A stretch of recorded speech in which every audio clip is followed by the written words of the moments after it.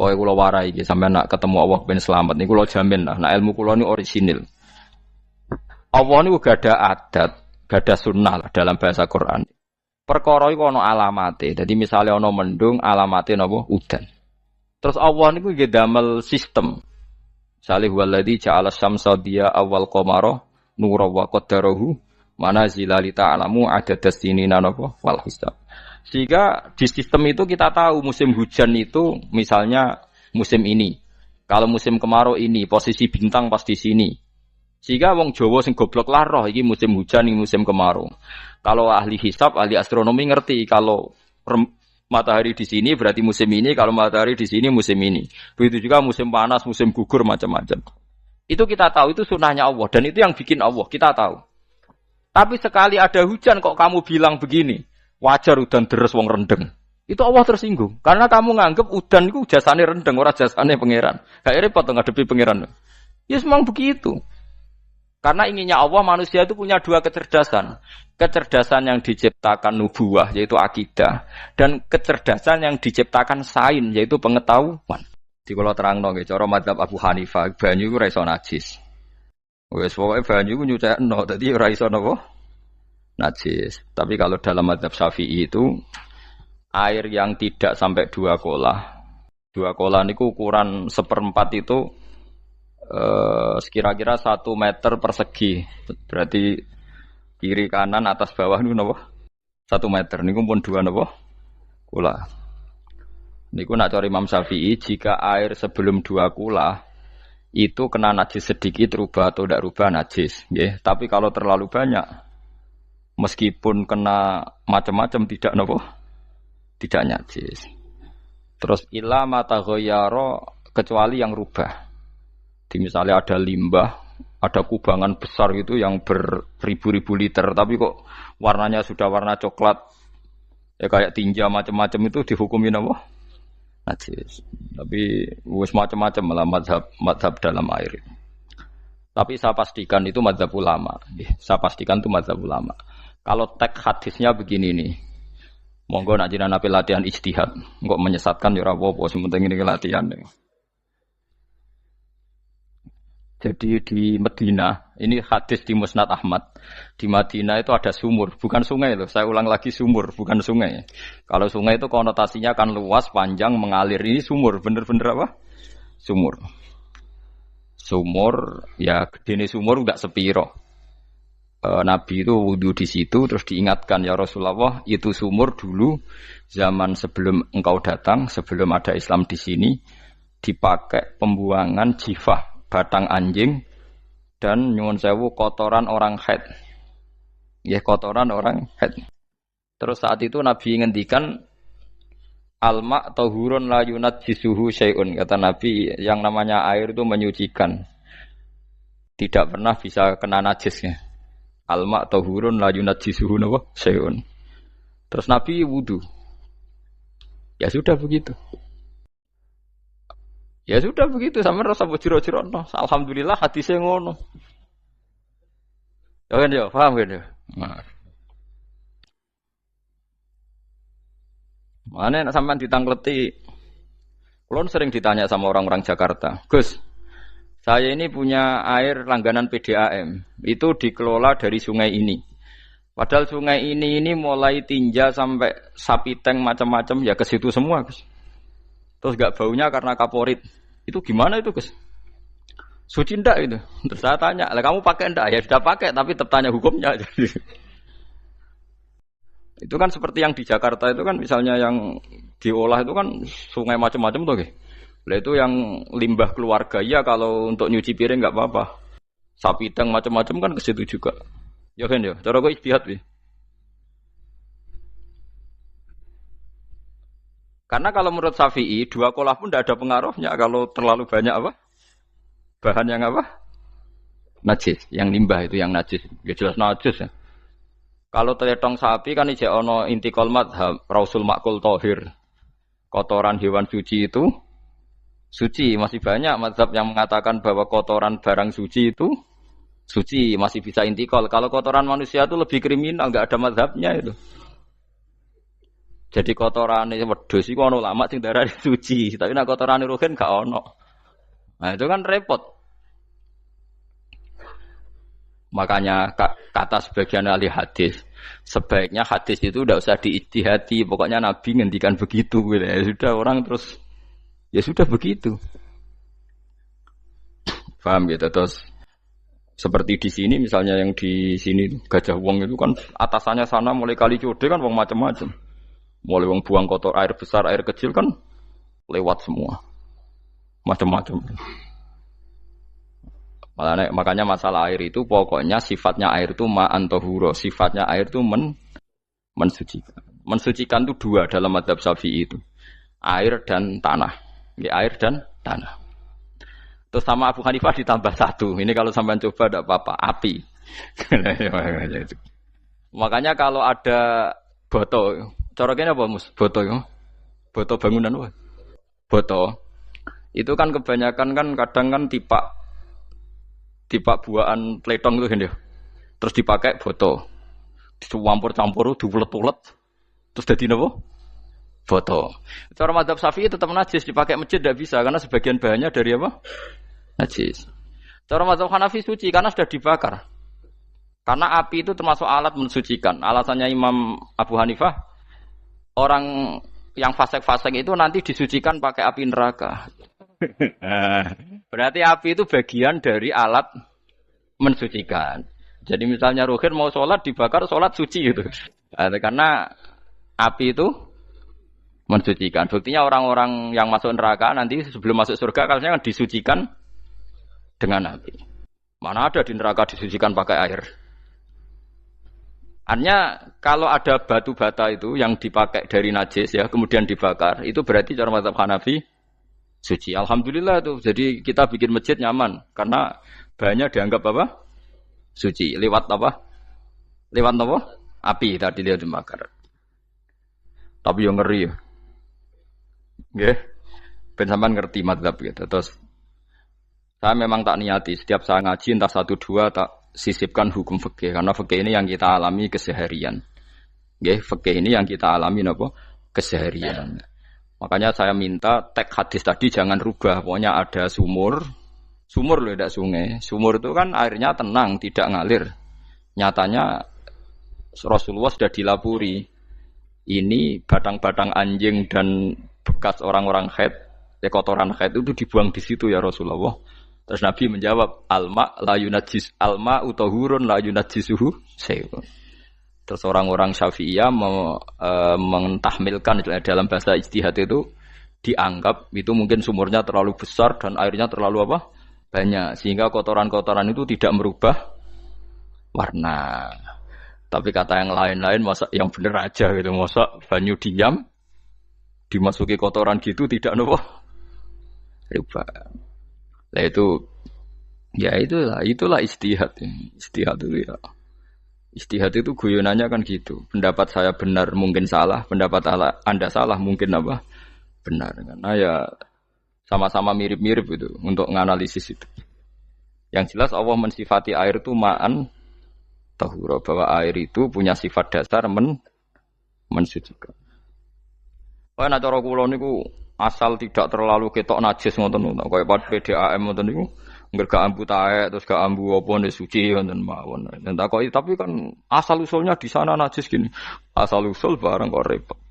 Kulo sering dibantai tiang-tiang sing terlalu napa was-was. Tapi jelas saya tahu sendiri.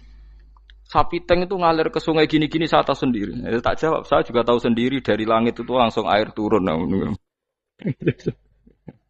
Jadi artinya kalau dia melihat sisi najis ke sapi teng, melihat sisi dari gunung Merapi dari langit kan langsung turun. Jadi kalau eling najis ya, tak eling suci ini kan saya gitu. Dia ngilingi yang sisi najisnya dari apa? Limbah apa? Keluarga. Wa anzalna minas sama'i ma'an tahura. Air itu mensucikan. Nah, terus kedua masalah fikih yang saya jelaskan di sini, tahur itu sifat mubalaghah dalam madhab selain Syafi'i. Saya ulang lagi ya. Kula warai lugat ke. Kalau orang biasa terima kasih disebut syakir, disebut apa? Syakir. Kalau terlalu banyak terima kasih disebut apa? Syakur. Kalau kadang memaafkan disebut ghafir, orang yang memaafkan. Kalau sering memaafkan disebut ghafur. Jadi dalam disiplin lughat, kalau wazan fa'ul itu berarti menunjukkan terulang-ulang. Paham nggih Fuad? Apa? Terulang-ulang. Sehingga mazhab selain Syafi'i mengatakan air satu ciduk kan ya. Dipakai wudu, setelah itu mustakmalnya dipakai lagi boleh. Mustakmalnya dipakai lagi boleh. Alasannya fa'ul itu mubalaghah gitu loh. Jadi sesuatu yang terulang. Paham ya? Saya ulang lagi ya. Tohur itu kan wazannya fa'ulan. Tohuran berarti wazannya fa'ulan. Fa'ulan itu berarti ikut wazan mubalaghah. Kalau ghafir mengampuni, kalau ghafur sering mengampuni. Syakir terima kasih. Kalau syakur sering terima kasih. Berarti kalau tohir suci, kalau tohur sering mensucikan. Nah, makanya selain Syafi'i mengatakan air asal suci mensucikan dipakai berkali-kali tetap suci mensucikan. Artinya ada mustakmal, ya, ada apa? Tapi kalau dalam mazhab kita kan sekali bekas wudu mustakmal, bekas junub mustakmal karena sudah pernah dipakai sesuci. Nah itu mazhab kita. Mazhab Syafi'i. Sama nanut di soalnya kalau cerita sama nak kedesek nggih nganggo sing gampang mawon. Jadi gampang kan. Ya masuk akal karena memang wazan fa'ulan itu untuk tadi untuk litakrir tadi untuk mengulang kayak ghafir nyepuro ghafurun sering nyepuro. Paham ya? Makanya orang itu kalau zalim itu ya zalim. Kalau zalum banget zalime. Makanya disebut Quran wa kanal insanu zaluman jahula. Zalim itu zalim biasa, zaluman banget zalime. Jahil itu goblok biasa, jahulan banget gobloke. Berarti kalau tohuron banget nyuciin berarti diulang-ulang. Makanya mazhab lain mengatakan air itu tidak ada mustakmal. Dan saya kadang ya intikal mazhab begitu. Nah intikal gimana? Coba kalau di hotel itu mustakmal. Hotel itu kan kotaannya cilik tuh kan. Tahu nggak hotel mari ruhen. Kotaannya cilik. Terus kalau kita misalnya junub atau apa pakai ciduk itu kan tetap nyiprat Tomus. Nyiprat kena banyu di kotak yang cilik. Jadi kalau gak intikal mazhab pusing kan kita. Iya kan? Terus kemudian intikal lah suci guys. Takoki pangeran, kok mbok bolak-balik intikal mazhab Gusti. Jare sapa jare Gus Pak ngono takoki. Lah kowe muni kowe kok takoki malah pusing. Kayak Mbah Khalil Bangkalan itu. Kalau nalkin mayit itu masyhur Mbah Khalil Bangkalan. Tidak nalkin mayit itu.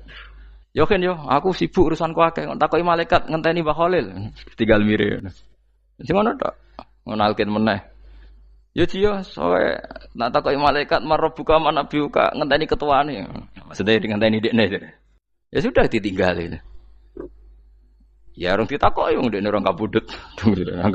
Pokoke diwarai kabeh. Nah, terakhir beliau rodok modern. Ngenteni ketua rombongan pokoknya. Jadi nanti yang jawab itu ketua rombongan. Tapi aja tiru kan ngomong takoki malaikat ngentosi Gus Pak. Aku teko tutuki mawon Gusti.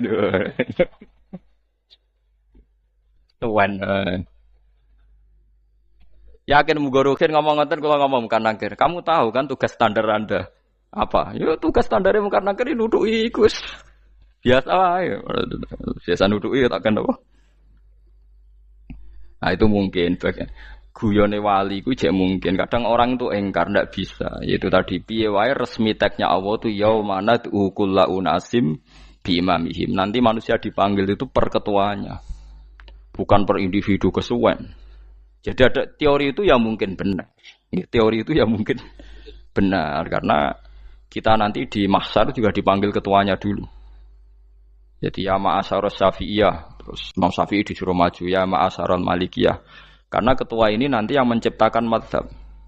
Karena ada pepatah an-nasu ala dini mulukihim. Manusia itu ngikuti tradisi ketuanya. Mungkin coba orang Indonesia mbok bodoh, mbok ora, mbok pinter, mbok ora ngger Abu Bakar ya radhiyallahu anhu. Coba kalau tradisinya Syiah, mungkin Abu Bakar laknatullah alaihi kan gitu. Ya kita tidak tahu begitu. Akhirnya kita ketiban apik karena menghormati apa? Sahabat. Artinya ketua itu penting, menciptakan suasana ketua itu penting. Coba kalau tanpa ketua, mungkin kita tidak punya tradisi. Makanya yang dipanggil itu ketuanya. Paham? Makanya sampean milih ketua itu yang benar. Setidaknya orang ikhlas. Misalnya rapati bener, penting ini ikhlas. Ngeri itu kalau pas sampean dipanggil nunjuk ketua itu, kemudian ketua partai, wah panggil pangeran bingung kan. Ketua sopo nyebut ketua partai. Ketua partai dia celuk pangeran Melayu. Wah ngadepi pangeran meriang tetep. Paham ya? Jadi nanti sampean itu ditanya itu lewat nopo? Lewat nopo? Ketua. Terus ketua nanti itu ngecek ada nur yang dipakai alamat dia ngikutin tidak. Nah, yang paling ngeri ya termasuk Rasulullah. Rasulullah itu nanti pakai standar itu. Inna umati yut'auna yaumal qiyamati hurran muhajjalin min atharil wudu. Itu kan ada tanya jawab sama sahabat. Kata Rasulullah, kamu tidak usah khawatir kalau saya meninggal. Meninggal saya itu baik.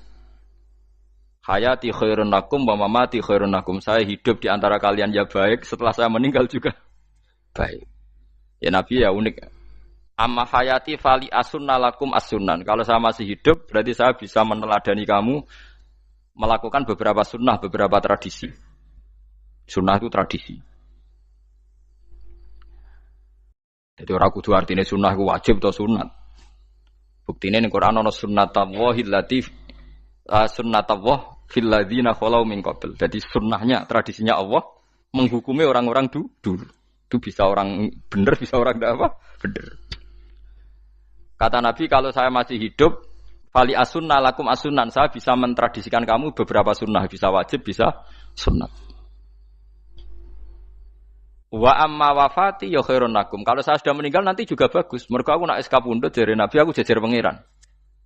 Dadi nak roh kowe apik, saya muji Allah, nak roh kowe elek, langsung saya minta ampunan kepada Allah.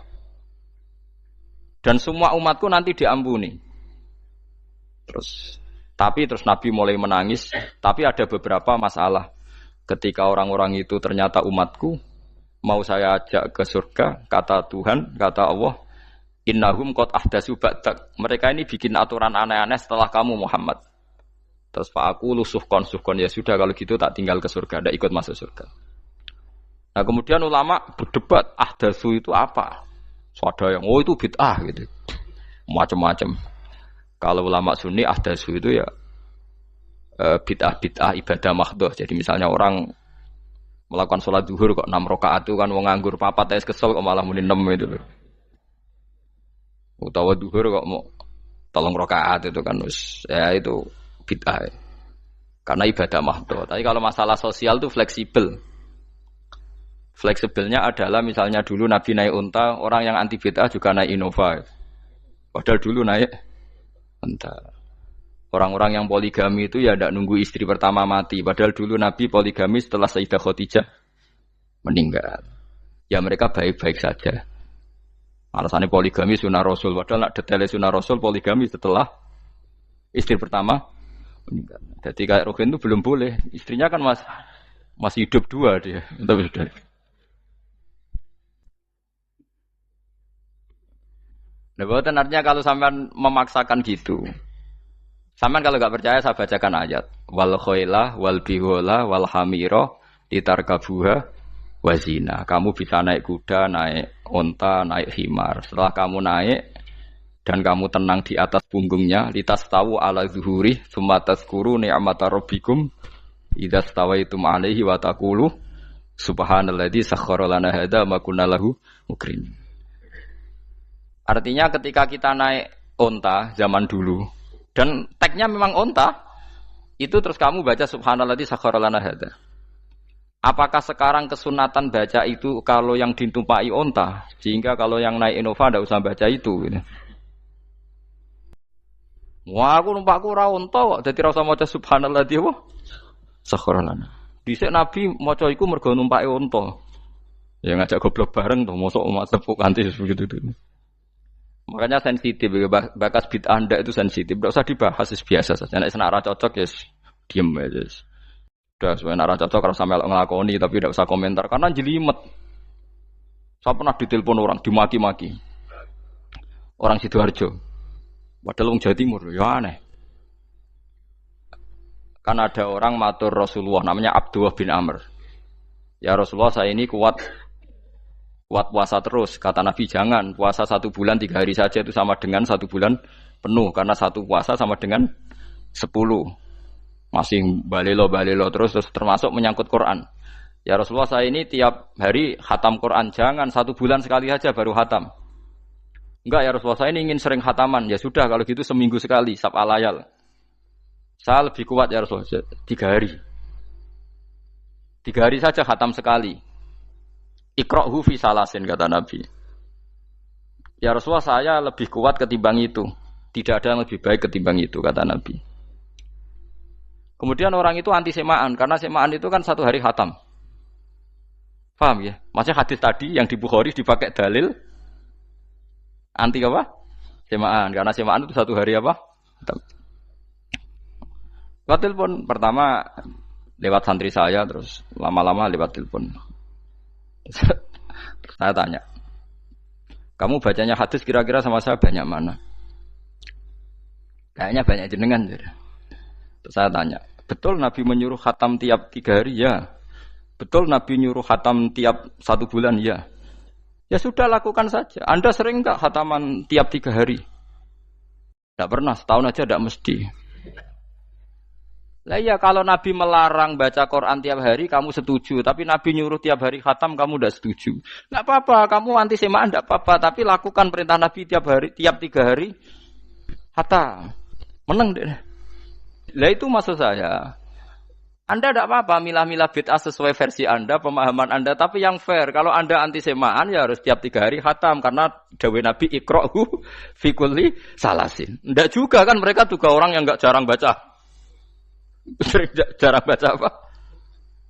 Lah itu enggak fairnya di situ. Makanya nggih biasa mawon. Cuman semaan hafal Quran wis semaan. Nah hafal Quran ya wiridan, malah lucu to hafal Quran kok semaan. Ya yes, ngono ae hafal ya nyemak kan, kok kesel dimulai. Jadi bang nyemak sampai gremeng. Bariku mangan entek akeh kan malah lucu. Wong nyemak yo udah kurang ajar. Jajal kok nyemak ki delok ngarep mbek guri tok, agar kebar ya wis. Aku seru kelakuane wong nyemak. Kan dekne ra hafal kan yo. Biasane nyegat guri to. Oh, agar gurine kembar pojok. Wis. Kok agar gurine pojok kembar. Ya sing semaan akhire pinter sing maca kembar gurine.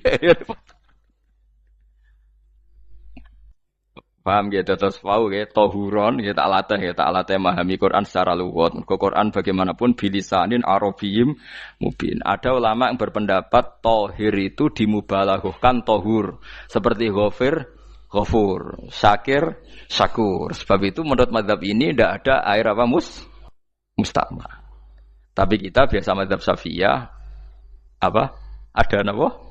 Ada musta'mal. Itu masalah-masalah ijtihadiyah, ini masalah-masalah ijtihadiyah. Kalau masalah ijtihadiyah tadi pendapat saya benar mungkin salah, pendapat Anda salah tapi ya mungkin benar itu.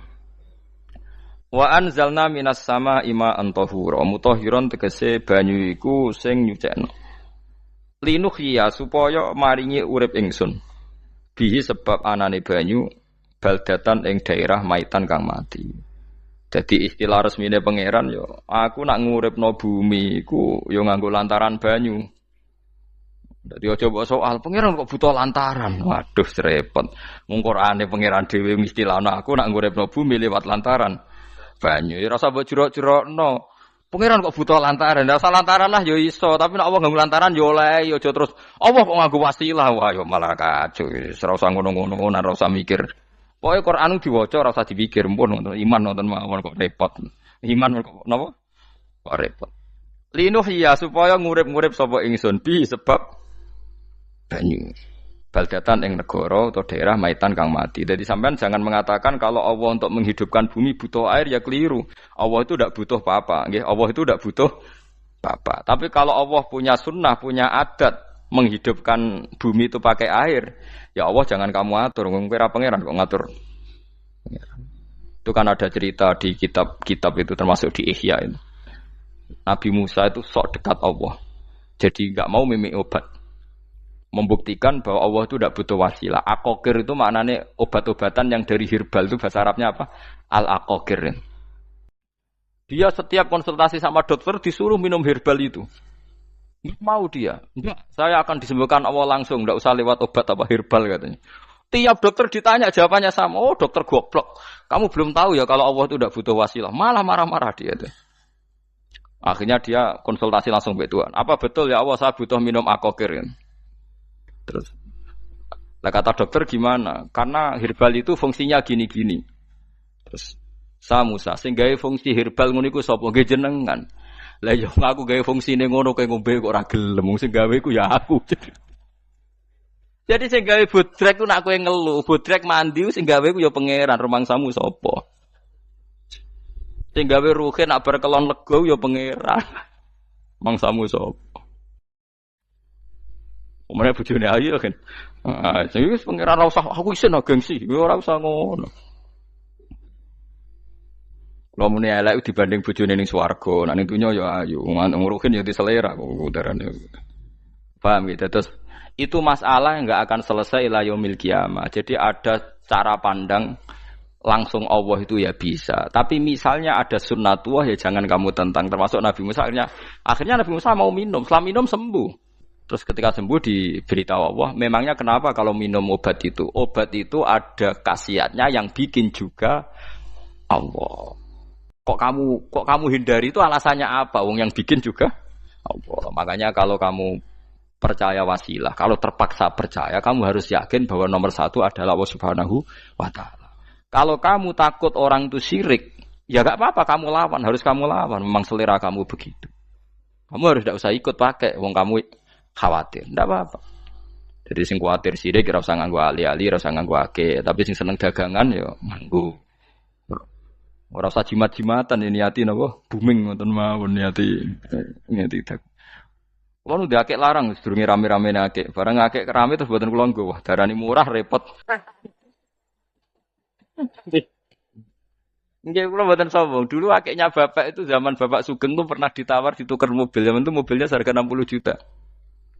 Dan itu wasiat bapak untuk saya. Saudara saya sepakat itu untuk saya. Dulu kadang-kadang tak pakai. Setelah akek booming terus dikira ini yang gelondongan berapa kilo. 25.000 muruah camah cara Jawa camah tidak pernah tak pakai. Saya yakin ikut turun itu aki-aki yang mahal itu karena dikira yang produk ya yang masal itu yang itu. Paham gitu terus sampean biar tahu duduk perkara ini. Jadi tohur ya tohuron itu sifat mubalaghah. Tapi kalau dalam mazhab Syafi'i tohur itu ismul alat. Jadi tidak maknanya mengulang-ulang sehingga Imam Syafi'i tidak membolehkan wudu pakai air apa? Mustamal. Lah menurut hadis kayaknya benar Imam Syafi'i secara lahir. Karena Nabi ngendikan sisa air wudu itu membawa dosa Anda. Kata Nabi, jika seseorang wudu maka kotorannya keluar dari ajfan, dari pelapuk mata, dari apa sampai keluar dari mimbaini adzofirih, sampai keluar dari bawah-bawah apa? Kuku. Sehingga kalau air ini sudah membawa kotoran dosa Anda, berarti air ini kan sudah menjadi air kotor. Andai kan Anda mukasyafah, maka air ini sudah penuh dengan kotoran. Enggak mungkin air yang sudah penuh kotoran dipakai wudu lagi. Itu cara berpikir Imam Syafi'i. Ya sama ikut mana ya? Ya gampang kan kalau keadaan normal ya ikut Syafi'i, kalau air banyak, kalau tidak normal ya ikut mazhab yang lain. Kan gampang. Gitu aja kok repot tuh. Ya itu pentingnya orang ngaji ya di situ tuh harus banyak pilihan. HP kartune loro masa madzhab mesti tok. Nah, itu gitu. Ya pokoknya gitu. Kalau yang percaya wasilah ya pakai istilah pangeran linuhyabi baldatam maita ada kata bihi. Allah menghidupkan bumi itu dengan pelantaraan air padahal Allah tidak butuh perantaraan. Tapi yang anti ya enggak apa-apa. Memang yang percaya wasilah itu ya bahaya juga. Ya yes, pokoknya yes. Sudah pakai 2 kartu apa susahnya tuh. Ya enggak apa-apa. Asal ada ilmunya, ya tidak karena emosi. Memang ada apa? Ada ilmunya. Linuh ya bihi baldatam maita. Wanus qiyahu. Lan nyirami ingsun yastawi podo baldatam maita bitakhfif lan takhfif maita maksudnya buatan mayita tapi napa maita yastawi podo fi ing dalam dawa maita napa al mudzakkar muannas lan muannas zakarahu mudzakkarna sapa Allah taala hu ing dawa maitan bi tibaril makani kelawan diitung tempat. Maksudnya maitan. Wanus kiyahu meniku masalah nahwu. Lan nyiramno ingsun hu ing banyu ilma ategese banyu mimma sing perkara kholakna kang wis gawe ingsun. Ingsun gawe siraman aman ing pira-pira raja kaya kewan. Ibilan tegese unta wa bakaronan sapi wa namanan wedhus. Wa anasiya lan pira-pira manusa kafiron kang akeh. Iki unike Quran, kadang kewan mbek manusa iku dibakas dhisik kewane. Engko nek ndelok dosa mbek ora ya apik kewan. Tapi nek ndelok diakal mbek ora ya apik manusa, tapi nek didelok manusa mbek kewan iku dosa ndi? Dosa manusa. Mulane nek salat istisqa iku kesunatane gawa kewan. Lho nggih tenan mboten guyon, sampean delok kabeh kitab fikih, nek salat istisqa kesunatane iku wong kon gawa apa? Kewan. Tapi aja kethek lho ya. Contohnya ngono iku ya kaya wedhus sapi, ngotos koyo kethek ula bulus wah, malaikate bingung wah. Ajete kewan tapi aja bulus kethek ula. Mulane teng daerah mriku, teng daerah Sarang nate kekeringan. Bareng kekeringan tiang salat istisqa ono sing go sapi, go wedhus. Delalah bar salat istisqa iku udan. Tapi kula seneng mbek kiai ini. Pas udan kiai ini ngendikan itu. Kowe aja GR nak udane krana kuwi ya krana sapi mbek wedhus iki. Mergo ora duwe dosa, mergo ora duwe dosa. Lah ya itu agama. Agama itu kita ta'abudi. Wong kita jare makhluk paling terhormat. Tapi nyatane nak istisqa butuh bantuan kewan. Itu kesunatan istisqa ngoten to. Tem mriki ngoten mboten. Do nuntun wedhus to. Napa? Mboten sing tek teng kitab-kitab Pak Sami to. Kan go kewan kan? Ya, tapi ya soal kewan mau iso mbayakno. Wah, lah nek wong pasar ngasem mbok gawa mulai ular kobra macam-macam ya, malah repot. Ndak ini menunjukkan nggih, karena manusia iku akeh dosane. Mulane jemben teng ora-ora mahsyar iku manusa ora kepengin apa kewan ora kepengin dadi manusa, tapi manusa kepengin dadi kewan. Makanya nanti ketika ngadepi hisab gak kuat wa yaqulul kafiru ya laitani kuntu napa turaba. Maksudnya kuntu turaba ya Allah saya jadikan kewan sing di akhir segalanya didhawuhi Allah kuni turaban. Kamu sekarang cukup jadi turab. Intine manusa sampeyan teng ora-ora masaru bayangno kaya kewan sing akhir hayate mau didadekno napa lemah. Nah, kadang-kadang manusa itu dalam siklus ini apik kewan malah didhisikno mimma khalaqna napa an-aman riyen ya. Kalau dilihat dari dosa ndaknya, kalau dilihat dari manusia makhluk terhormat macam-macam ya apik manusa. Wa anasiya lan pira-pira manusa kasiron kang akeh. Jamu insan ente lafat anasi jamu lafat insan. Wa suhute aslin lafat insan iku anasinu. Fa udilat moko digenti apa anunun digenti ya aning ya. Wa timat lan dene sopno fiha ing dalem ya apa enggang dalem ya apa al ya ya. Maksudnya ya sing sangka nun diidghamno be ya asli. Au jamu insin di jamu lafat insin. Walaqad tasarrafna lan teman-teman molak-malik ingsun to mutar-muter ingsun. Hu ing ma'il ma'atik se banyu bainahum antarane wong akeh liat zakaru supaya gelem eling sapa ngakeh. Asluhu ya tadzakaru. Niki kok usum nahwu le utimat ya gamna apa ata fi dzalik ing dalam dal wa fi qiraatin liat kuru bi sukuni dzal wa dhammil kaf. Liat kuru nikmat Allah ing nikmat Allah taala bihi klan ma fa aba mongko moh sapa aksarun nasi sapa akeh manusa. Moh ila kufuron kecuali mungkiri ning nikmat juhudan tegese mungkiri ning nikmat ngingkari ning nikmati maring nikmat haitsu qalu sekirane ngucap sapa ngakeh mutirna bina ikada mutirna den kei udan kita bina ikada sebab posisi perbintangan iki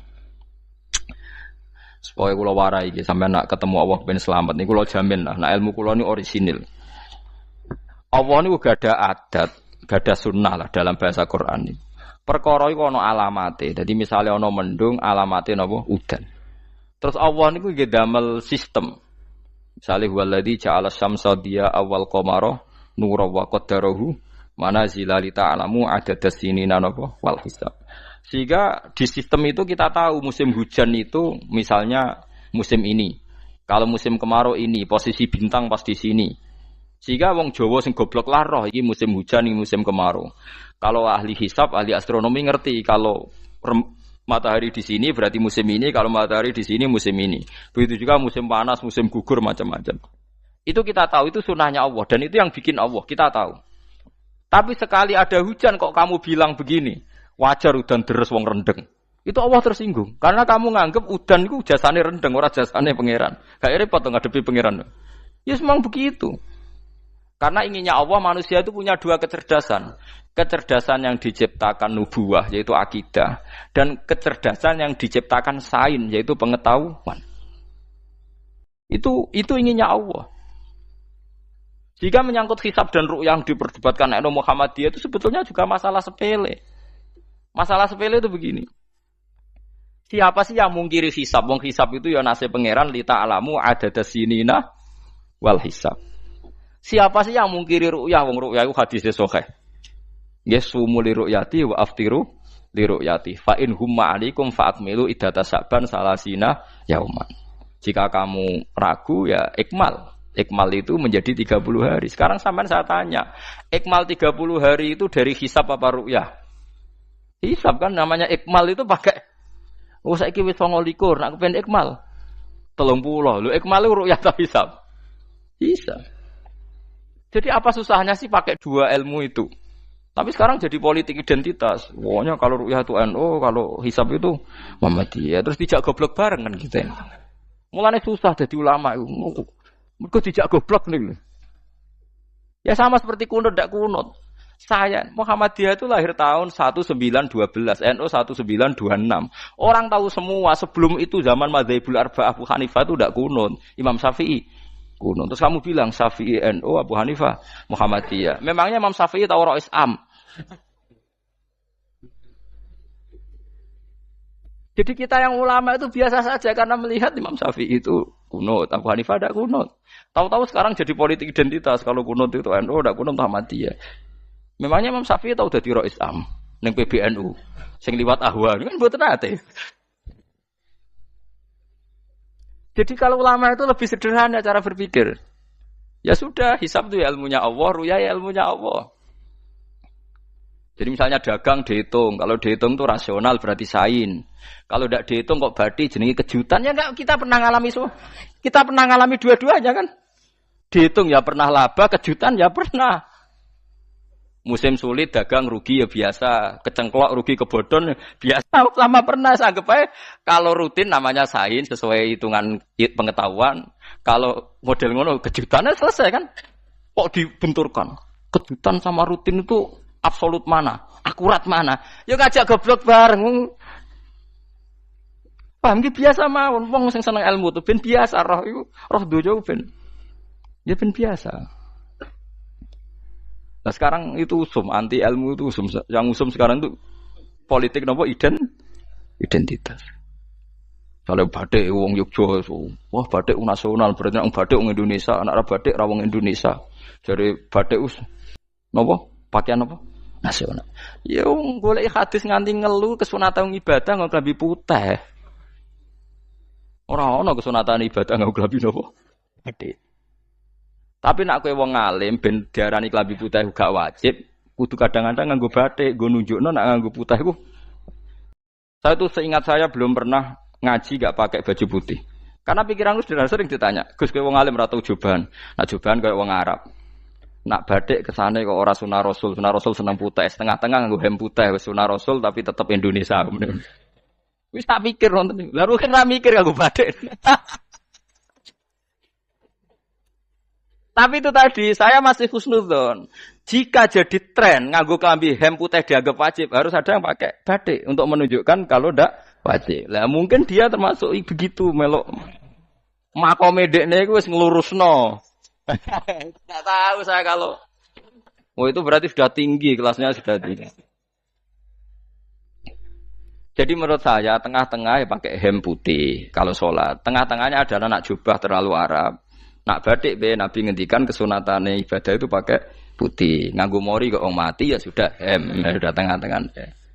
Menurut saya, sama ndak harus ikut saya. Tapi jika itu dianggap wajib, kadang-kadang jangan pakai putih. Seperti Jabir bin Abdullah itu terang-terangan, sama tak ceritani. Dulu ketika Jabir bin Abdullah sahabat yang terkenal itu Jabir itu termasuk minas sabiqin al-awwalin itu. Jabir itu sholat di masjid itu bajunya dicopot. Terus sarongan itu dicancang di gulu. Kayak wong kuno-kuno. Sarongan sitok dicancang di gulu. Bawa baju diletakkan di sokol masjid. Setelah itu orang tabiin melihat dia secara sinis. Tabiin itu generasi setelah sahabat.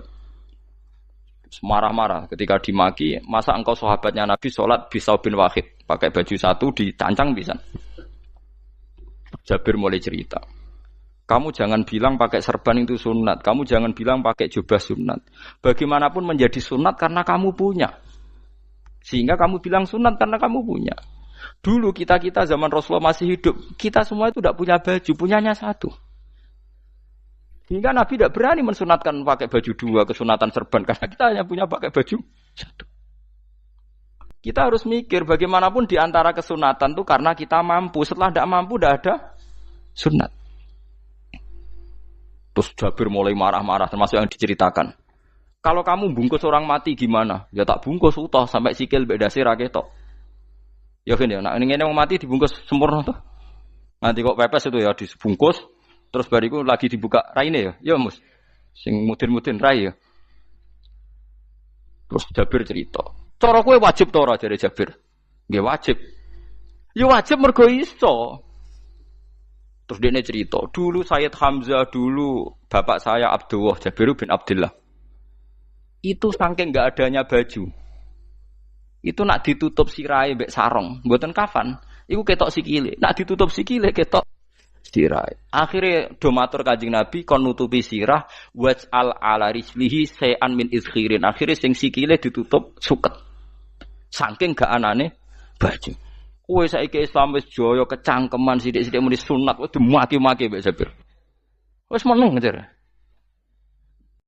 Terus terakhir ngendikan ngene. Aku nglakoni iki liyaronil ahmak misluk. Pancen tak jarak aku salat ngene iki bento-bento kowe ben roh. Nak dhisik jarak Islam ngene iki ya. Liyaroni al-ahmak misluk. Ahmak itu bento sing level tinggi, medium. Itu ulama betul, ya begitu. Saiki wong Islam jog tuku kurma gampang, sithik-sithik buka kurma, sunah Rasul mergo nganggo kurma. Ya perkarane ke kelar tuku, zaman kene Gunung Kidul melarat nganggo apa? Aneh-aneh iku. Makanya di fikih jelas, nek iso kurma, nek iso asal manis, nek iso asal gak nyolong titik wis. Kok cek repote hukum. Bagaimanapun kue kecangkeman muni sunan mergo mampu. Zaman kira mampu orang muni ngono padahal hukum itu dhisik-dhisik. Hukum itu baru apa sudah kemarin-kemarin? Wis meneng ae. Kula ge sering, ngger kula kan kiai, ngger but poso sering sowan kathah. Kadang sing sowan luwih mlete timbang kula. Gus kurma Gus, nggo apa? Nggih sunat Gus. Ah sunah mbahmu pangan kowe. Oh kiai mbok warai ra sopan to. Aku nak buka aku tegan namanya. Aneh-aneh ya. Namun di sunah dia ora usah kecangkeman. Lagi buka kurma pirang tahun, lebih kali tahun Gus. Umur piro? 40 Gus. 38 tahun gak anggo sunah lagi 2 tahun gegere gak karuan. Biasa saja. Dulu Nabi itu ya biasa. Nabi kalau zaman ngendikan yang ngeper sampai 4 kali. Kalau gak mampu ini, kalau gak mampu ini. Nabi kalau ngendikan ya gitu sampai diulang-ulang. Karena Nabi tahu tidak semua umatnya gampang mendapatkan itu. Misalnya kafaroh puasa 2 bulan nuntut, kalau tidak bisa ngasih makan orang miskin sekian, kalau tidak bisa gini sampai habis. Kulo ma'rufin sedekah, kalau tidak bisa ya Rasulullah firsana satin, sampai ludus gak usah sikit tamrotin. Kalau gak bisa fabi kalimatin thayyibah, cangkem sing apik. Nek ra iso sementing aja merengut. Terakhir walau bitol qatin apa? Wajin. Itu lama mewarisi sekian kebaikan yang diajarkan Nabi, tidak terus dipatenkan satu ngel-ngel wong akeh. Kono apa ngekek kurma kok khutbah bareng sumpah. Wes pangan dhewe entekno. Ya ana sing sabar, wes kula tobat Gus mun mboten ngomong-ngomong ngono ya. Ya biasa saja kalau ingin sunah-sunah biasa saja. Dawe Nabi wal qasda tabluhu. Kamu itu yang biasa saja. Biasa itu ya standar saja. Ya biasa. Jadi Nabi dulu kalau melakukan sunnah itu biasa. Sunnatun sanaha Rasulullah sallallahu alaihi wasallam. Ini sunnah yang dilakukan Nabi. Tapi di luar yang azimah. Azimah itu yang wajib atau fardhu ain itu sahabat biasa. Karena bagaimanapun kita bisa begini karena mampu. Seperti Jabir tadi. Orang bisa sholat pakai serban, pakai jubah karena mampu. Zaman Nabi awal Islam. Sama lihat Bilal. Ada nak belodor gitu tuh. Sama lihat film Umar atau film-film Bilal. Itu memang nyata dulu itu la yajidu ahaduna illa thawban wahidan. Ndak ada yang kecuali punya baju apa? Sama dulu film-film, mulai versi seneng kitab sampai versi film itu sama. Bilal nak adzan ya blodor, ora adzan jeblodor gak sopan. Oh memang ya duwene klambi mok sitok iku. Adlok ceritane Sa'labah, bar salat salam langsung melayu. Berkali-kali yang bersalam melayu. Jebule apa genta kae? Ya Sa'labah bersolat ora witir melayu kenapa? Saya takoki ya Rasulullah, takoki Nabi. Sa'labah kata sahabat-sahabat kowe nak salat bar mulai langsung melayu. Ya Rasulullah, kami kula namung setunggal, istri saya di rumah aja utuh. Iku saking enggak adanya baju. Nah, saiki nang sunatno kon. Ya begitu. Makanya ketika Sayyidina Umar idza ausa Allah fa ausiu. Nanti kalau sudah jembar ya jembar. Nak lagi ruwet ya ruwet. Ya sudah biasa saja. Paham ya? Jadi kalau suwun misalnya malah yudroku kulu, la yudroku nopo kulu. Kalau tidak bisa semua jangan sama sekali. Jadi misalnya kita tidak bisa jubahan, tidak bisa serbanan mergo wong Arab. Supaya saya ndak keriting jubahan kok tonggo ya guyu. Paham ya? Wah aneh ngono. Kemudian nek ora kaji kok jubahan malah digugat wong akeh. Ya sudah pakai hem putih saja. Yang penting dua semangat sunnah putihnya misalnya. Ya tengah-tengah gitu. Tapi kalau kira-kira dianggap wajib ya kan ganti badik kayak Ruhin itu.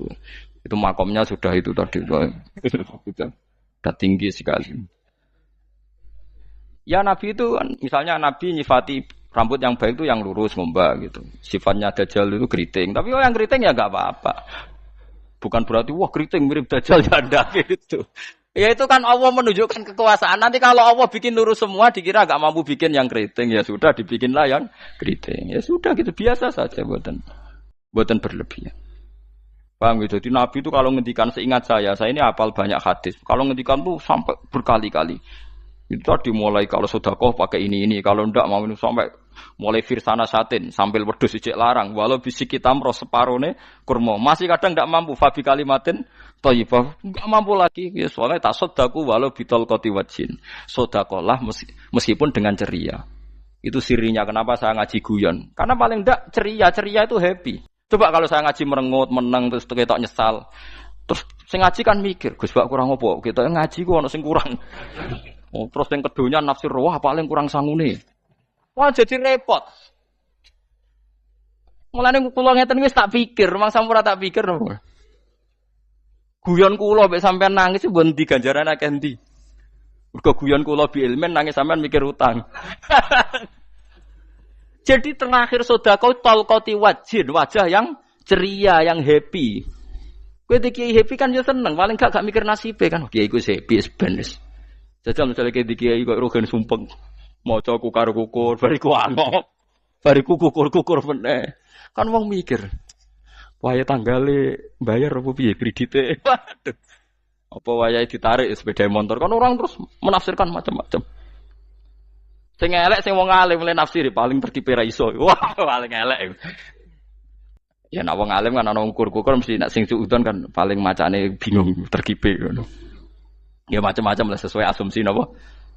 Jadi kula suwun sama nak dadi kiai nak ra iso sedekah macamnya terakhir ceria. Mergo Nabi ngendikane terakhir tasaddaku walau bitol qoti wajhin. Bersedekahlah meskipun dengan keceriaan napa muka atau wajah. Namun kalau itu Nabi diulang-ulang. Jadi kalau ngendikan tuh diulang-ulang. Sekarang tuh orang mau mendorong sunnah Rasul itu satu. Ya berat bagi yang nggak bisa melakukan itu apa? Yang nggak bisa melakukan itu apa? Berat. Jadi dibacalah hadis itu dibaca utuh. Ya bukan kita apa ya mau sekolah kepingine kabeh umat Nabi itu happy. Mergo selama itu tidak maksiat berarti anut ajaran Kanjeng Nabi Muhammad sallallahu alaihi wasallam. Ma khuyira Rasulullah baina amrayni ilakhtara aisarohuma malam yakun isman. Rasulullah itu tidak pernah disuruh milih dua hal yang berbeda kecuali milih yang paling gampang. Asal itu tidak barang dosa. Itu hadis muttafaq alaih. Ma khuyira Rasulullah baina amrayni ilakhtara napa aisarohuma malam yakun napa isman. Jadi Nabi itu tidak disuruh milih dua hal, mesti milih yang paling gampang asal tidak nopo dosa. Makanya Nabi kalau ditanya, ya Rasulullah, sampai nanti tawaf pakai unta apa ndak? Kesel ndi? Nggih kesel melaku, ya naik unta saja. Makanya Nabi kalau tawaf itu dulu pakai apa? Unta. Terus saiki mulane Arab Saudi PG MRT mergo dhisik Nabi unta terus saiki nganggo apa? Kereta lingkar. Sekarang baru diperdebatkan. Cek kurang ajar itu sebenarnya no tamu spesial, misalnya pejabat negara sebenarnya atau tawaf numpak kereta muter. Diarani rasa dhisik Nabi numpak unta, diarani sah cek kurang ajar ning dhuwur. Terus sampai angop-angop terus tawaf. Sampeyan muni sah ta ora ya, jajal. Muni rasa Nabi dhisik tawaf. Ngagem to muni sah kok kurang ajare. Wah, ya misale numpak kereta asenan mbek anggap sithik-sithik sebeng 7. Kurang ajar juga. Saat ini lebih diperdebatkan, tapi ya mbok sing bakas ngono ben ngerti hukum sampean ben ora anak kiai ku bingung ulama yo mikir hukum iku ketok ceria kula sampean ora bingung ora ceria fa aba mongko sapa aksarun nasi sapa akeh manusa mo ila kufuron kecuali ngafirin emate Allah juhud tegese ingkar nikmati maring nikmat haitsu qalu sekirane ngucap sapa kufar mutir nabi nawi kada mutir nadien kaeringi udan kita binawi kada sebab posisi bintang sing ngene iki. Walau syi'na la ba'atsna fi kulli qaryatin nadhira. Walau syi'na umpama ngersakno ingsun Allah la ba'atsna yektine nugasno ingsun utawa ngutus ingsun fi kulli qaryatin. Ing dalam saben-saben daerah desa nadhiron ing wong sing ngelingno. Umpama Allah ngersakno kabeh desa yo nabi, tapi kok kakek nabi malah repot kan. Yukhawifu kang ngekeki peringatan sapa nabi ahlaha ing penduduk Qaryah. Walakin ba'asnaka tetapi ini ngutus ingsun ka ing sira Muhammad ila ahlil qura maring kabeh penduduk kuliah sekabehane ahlil qura nadhiran khalidati nadhir khalidati nabi liya'zuma supaya gedhe apa ajruka ganjaran sira. Tapi kabeh nabi niku nggih pokoke Allah mampu mawon tiap desa dikai nabi, tapi Allah ndak melakukan itu, cukup nabi sitok terus kabeh iki kon anut Nabi Muhammad sallallahu alaihi wasallam. Mulane ana guyonan wong Arab wong Jawa apik endi? Apik wong Jawa aja. Wong Arab iku cara obat iku dosis tinggi, mulane dikirimi Nabi. Wong Jawa cukup mudin, cukup kiai wis Islam. Dadi rapati salah lah. Penyakitnya ringan, jadi diobati kiai iku wis dadi iman. Nah wong Arab kudu napa? Nabi. Berarti penyakit berat mbek ringan apik endi? Apik ringan, mulane jare kiai Jawa, kita apik wong Jawa kus mbek wong Arab. Mergo ora butuh napa? Nabi. Berarti dosisnya kan kecil ya, rendah. Sauni-unimu wis. Wong bingung, ngono kok omongane wong napa? Bingung. Lha opo nganalisis ngono barang. Ya wong nganggur iku repot. Pala tutik mongko aja nurut sira al kafirin ing pira-pira wong kafir fi hawahum ing dalam hawa nafsune kafirin. Dadi kaya aja anut wong kafir ning menyangkut hawa nafsu. Tapi nek menyangkut kebaikan wong kafir sing kita kadang kalah baik dalam hal sosial. Ya malah Allah kadang melehno kita mergo kok kalah mbek wong kafir. Nggih misale ngeten iki makanya Imam Suyuti nafsiri falatutil kafirin ay fi hawahum. Dalam hal yang bersifat hawa napa? Nafsu. Misalnya begini saya contohkan Allah melehno wong mukmin. Ada sahabat ketika perang itu tangannya terputus, kakinya juga terputus. Terus matur Rasulullah, ya Rasulullah gara-gara perang derekno engkau saya tangannya putus, kaki saya putus. Ternyata tidak diapresiasi sama Allah, malah disalahkan. Gini kok Allah terus nurono ayat iyam saskum korhun faqad masal qoma korhum misluh. Jika Anda luka karena perang, orang kafir pun luka. Wong kafir wong gento wae wani luka demi kekafiran, kok kuwe wong Islam jare demi Allah ora wani luka. Jika masyhur di kalangan para ulama, nanti setiap kebaikan itu dibandingkan kezaliman. Ya saya ulang lagi, nanti setiap kebaikan itu dibandingkan kezaliman. Misalnya kita jadi kiai ora enak, ora gaji tetap, setepak-tepakan, kadang untuk duit, kadang ora. Enak jadi PNS, gajinya tetap. Nanti kita disalahkan Tuhan. Pedagang narkoba itu gajinya juga enggak tetap. Risikonya tinggi, ditangkap polisi, hukumannya mati, itu saja berani. Kowe nyai trimo ngono ra wani. Kowe tahajud kanyeben, bengi-bengi tangi tahajud kanyeben. Tukang maling ayam bengi-bengi tangi nyolong. Risikonya tinggi ya anyep wani. Jadi nanti kowe di depan Tuhan dimaki-maki, kesalehan kita akan dibandingkan kezaliman. Lan ana wong saleh diutangi dhuwit ora oleh medhit. Sebenarnya dibandingno maling mbek maling utang-utangan wong saleh ora utang-utangan. Ya emang begitu. Nah itu yang dimaksud ayat intakunu ta'lamuna fa innahum ya'lamuna kama ta'lamun wa tarjuna minallah ma la yarjun. Jika kamu merasa sakit karena berjuang demi agama, orang-orang zalim juga sakit karena kezalimannya. Toh mereka berat. Coba jadi kiai bandar narkoba resikonya tinggi mana coba? Resiko jadi bandar narkoba. Antar geng narkoba juga musuhan, takut ditangkap polisi. Jadi kiai paling ono kasut sithik-sithik. Paling wong ngrasani. Kiai iso ngene omong tok ora iso nglakoni paling gitu. Padha kiai ini paling hasud. Ya sithik-sithik lah, paling srek. Kalau bandar narkoba gak cocok nembak. Karena rivalitas mereka ekstrim. Jika kalau sampean cemen jadi kiai nanti ya diingatkan Allah dibandingkan orang apa? Zalim. Jadi eling-eling ya. Terus semua kesalahan kita, loyalitas kita pada agama nanti dibandingkan orang zalim karena mereka loyal sama pekerjaannya, sama kezalimannya. Enggak terus preman-preman nak belani kanca wani mati. Kadang kiai santri belani kiai ini rapati wani mati. Wes repot preman-preman nak tobat wis repot. Kula nu rada nyesal mek tobaté preman. Nak ana preman teng perapatan tobat. Niku terus ning masjid, men itikaf terus mbek wong sopan. Niku ora pas sajane. Nak tobat itu tetep ning perapatan. Sing dhisik ganggu wong disingkirno. Jadi ku tobat tenan sehingga dhisik perapatan sing gawat dadi gak gawat. Mergo sing preman gawat diganti preman sing lunak. Ora terus ning masjid ya sing iki tetep diganti generasine ora. Mestine maksudnya mesti ora kok terus elek mboten mestine tobaté ngoten niku. Sayyidina Umar itu dulu itu menakut-nakuti orang Islam. Angger ana ndekne wong Islam wedi kabeh. Terus Abu Bakar ya wedi kabeh wedi. Suatu saat Rasulullah mlaku-mlaku ngerti Umar gulut ning ukat, menangan. Kata Rasulullah, andekan yang Islam itu hebat Islam. Hanya Rasulullah berdoa, wa ma'izal Islam fi Umar. Akhirnya Umar masuk Islam. Hari Kamis masuk Islamnya. Ya sekira tau mikir itu sak dinane. Kulo roh sak dinane dengan Kamis masuk Islam Jumat. Ning omahe adike, ning gone IP-ne. Mergo diwacana Quran surat Toha. Barang Islam metuki Nabi, mohon walhasil bar Islam teng Zaid bin Arqam ning mbene Nabi terus langsung marani Umayyah Abu Jahal ora terus ning masjid menenge mboten langsung marani Abu Jahal.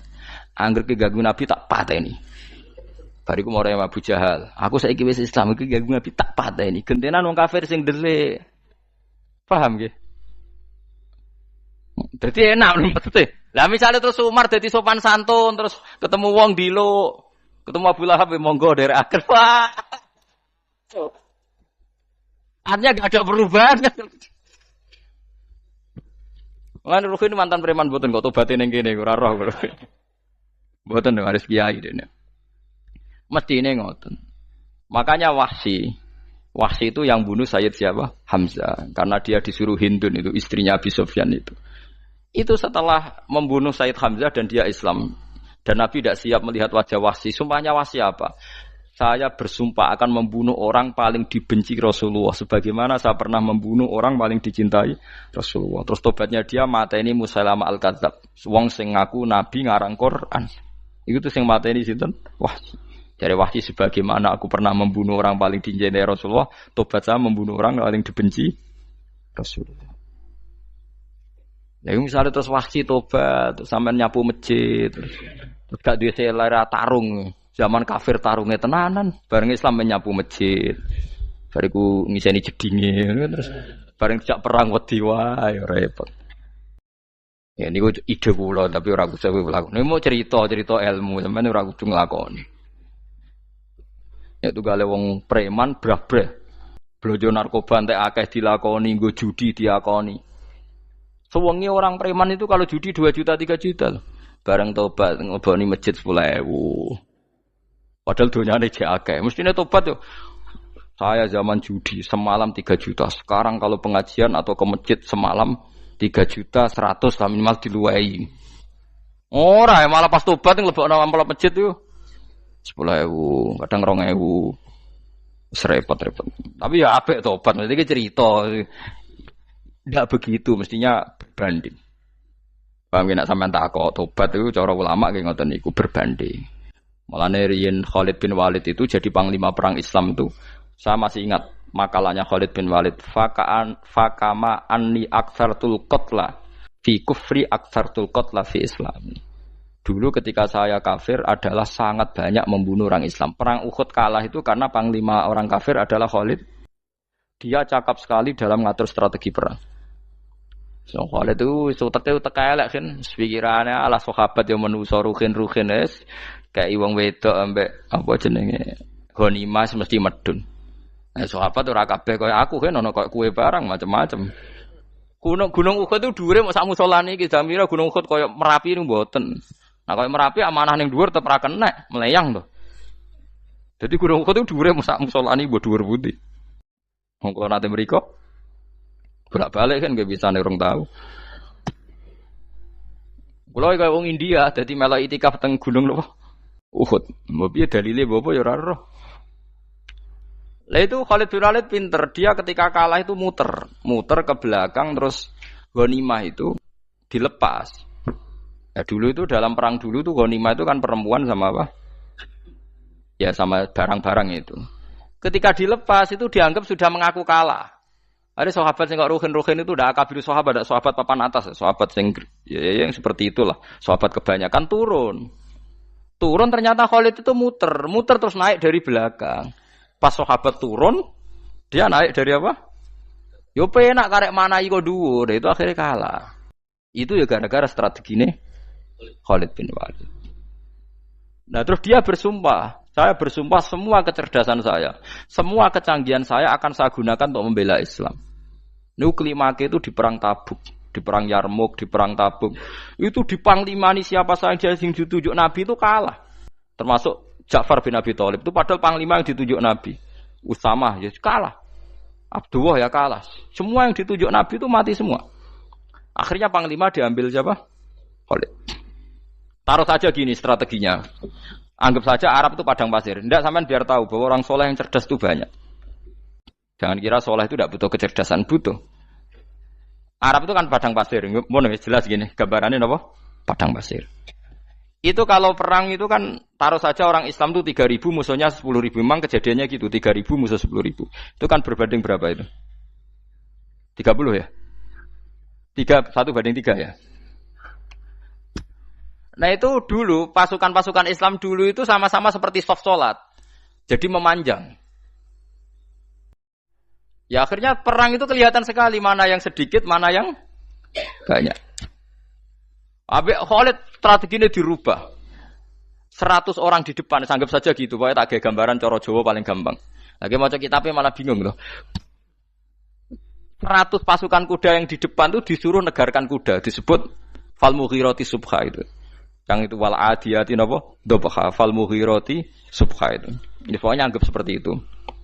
Fal muriyati apa? Qadha itu. Kuda yang 100 di depan disuruh menegarkan. Pokoknya kon gerak sehingga debu itu banyak bertebangan. Terus pasukan yang 3.000 itu disuruh memanjang sepanjang-panjangnya. Karena di depan ini ada tegaran kuda tadi, orang kafir yang di sana itu melihatnya ada bantuan datang baru. Wih, pasukan Islam teko wakeh, panjang lagi. Dikira jumlahnya itu sampai 50.000 lebih. Paham sih kalau maksudnya? Jika wong kafir melaju perkara ini tidak mungkin kita tandingi. Orang Islam dapat bantuan baru. Padahal ya wongnya podo. Mau dari setok dirubah.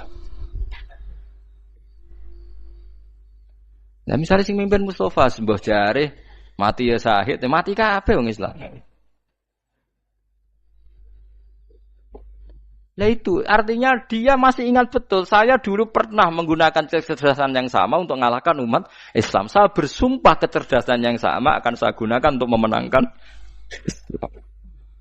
Coba bayang nonton ning padang pasir 3.000 orang, yang 100 di depan negarno kuda supaya pandangan tidak begitu jelas. Terus yang belakangnya memanjang dari jauh kan kelihatan pasukan dapat bantuan baru. Padahal ya orangnya sama. Akhirnya orang kafir merasa wah nggak imbang. Kita ada imbang karena orang Islam dapat bantuan. Terus menang perang itu. Lah itu tobat bener gitu loh. Orang kok pas kafir cerdas, buareng Islam tobat nyapu masjid. Kayak sebariku ngaji ngantuk. Padahal zaman kafir cerdas, memperdayakan ekonomi nganti sugih bergeder. Bareng Islam terus dunia entek melarat terus nyapu masjid, bariku salat qobliyah ba'diyah mulai mbok poso sunat. Ya ndak apa-apa itu tapi sugih tetep kok zaman kafir sugih. Zaman Islam kere, mestinya zaman Islam ya sugih terus kecerdasan dan hartanya untuk liizatil Islam wal muslimin. Mestinya tapi ya enggak apa-apa kalau ada tobat model gitu ya enggak apa-apa.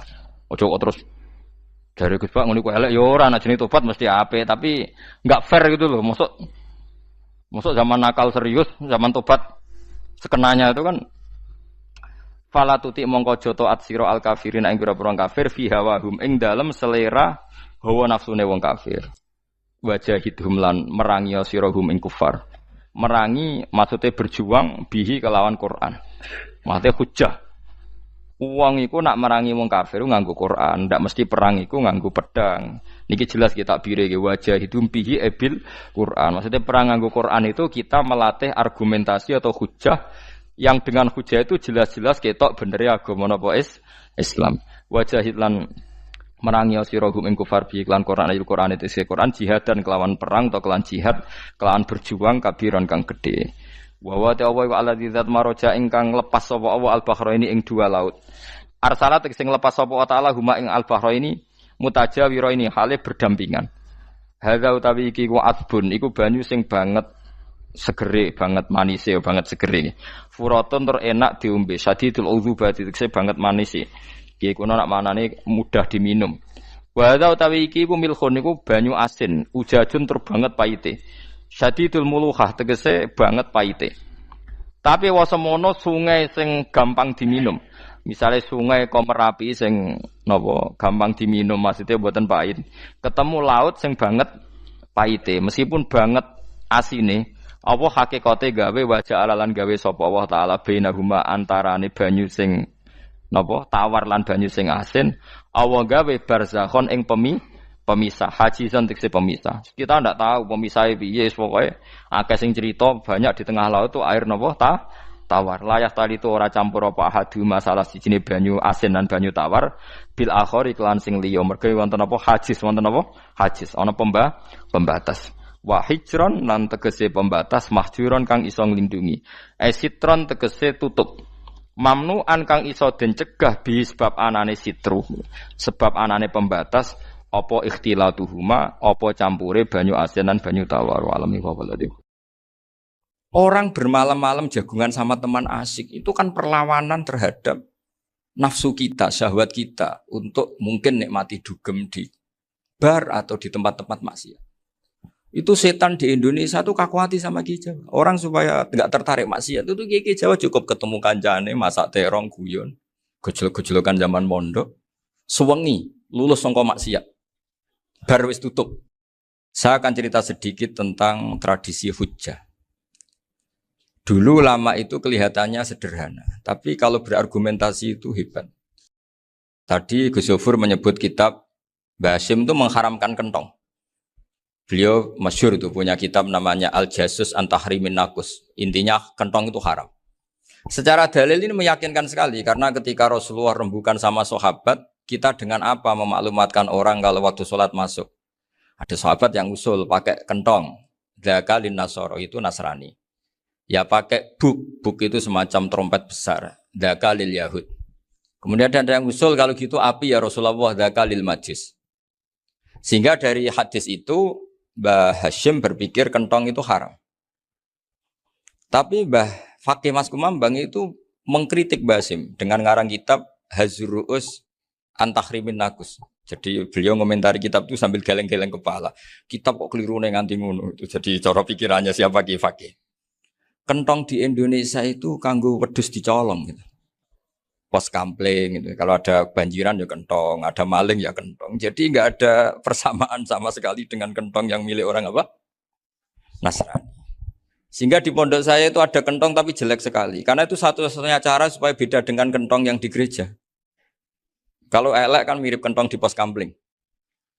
Itu ya agak-agak ilmiah sedikit.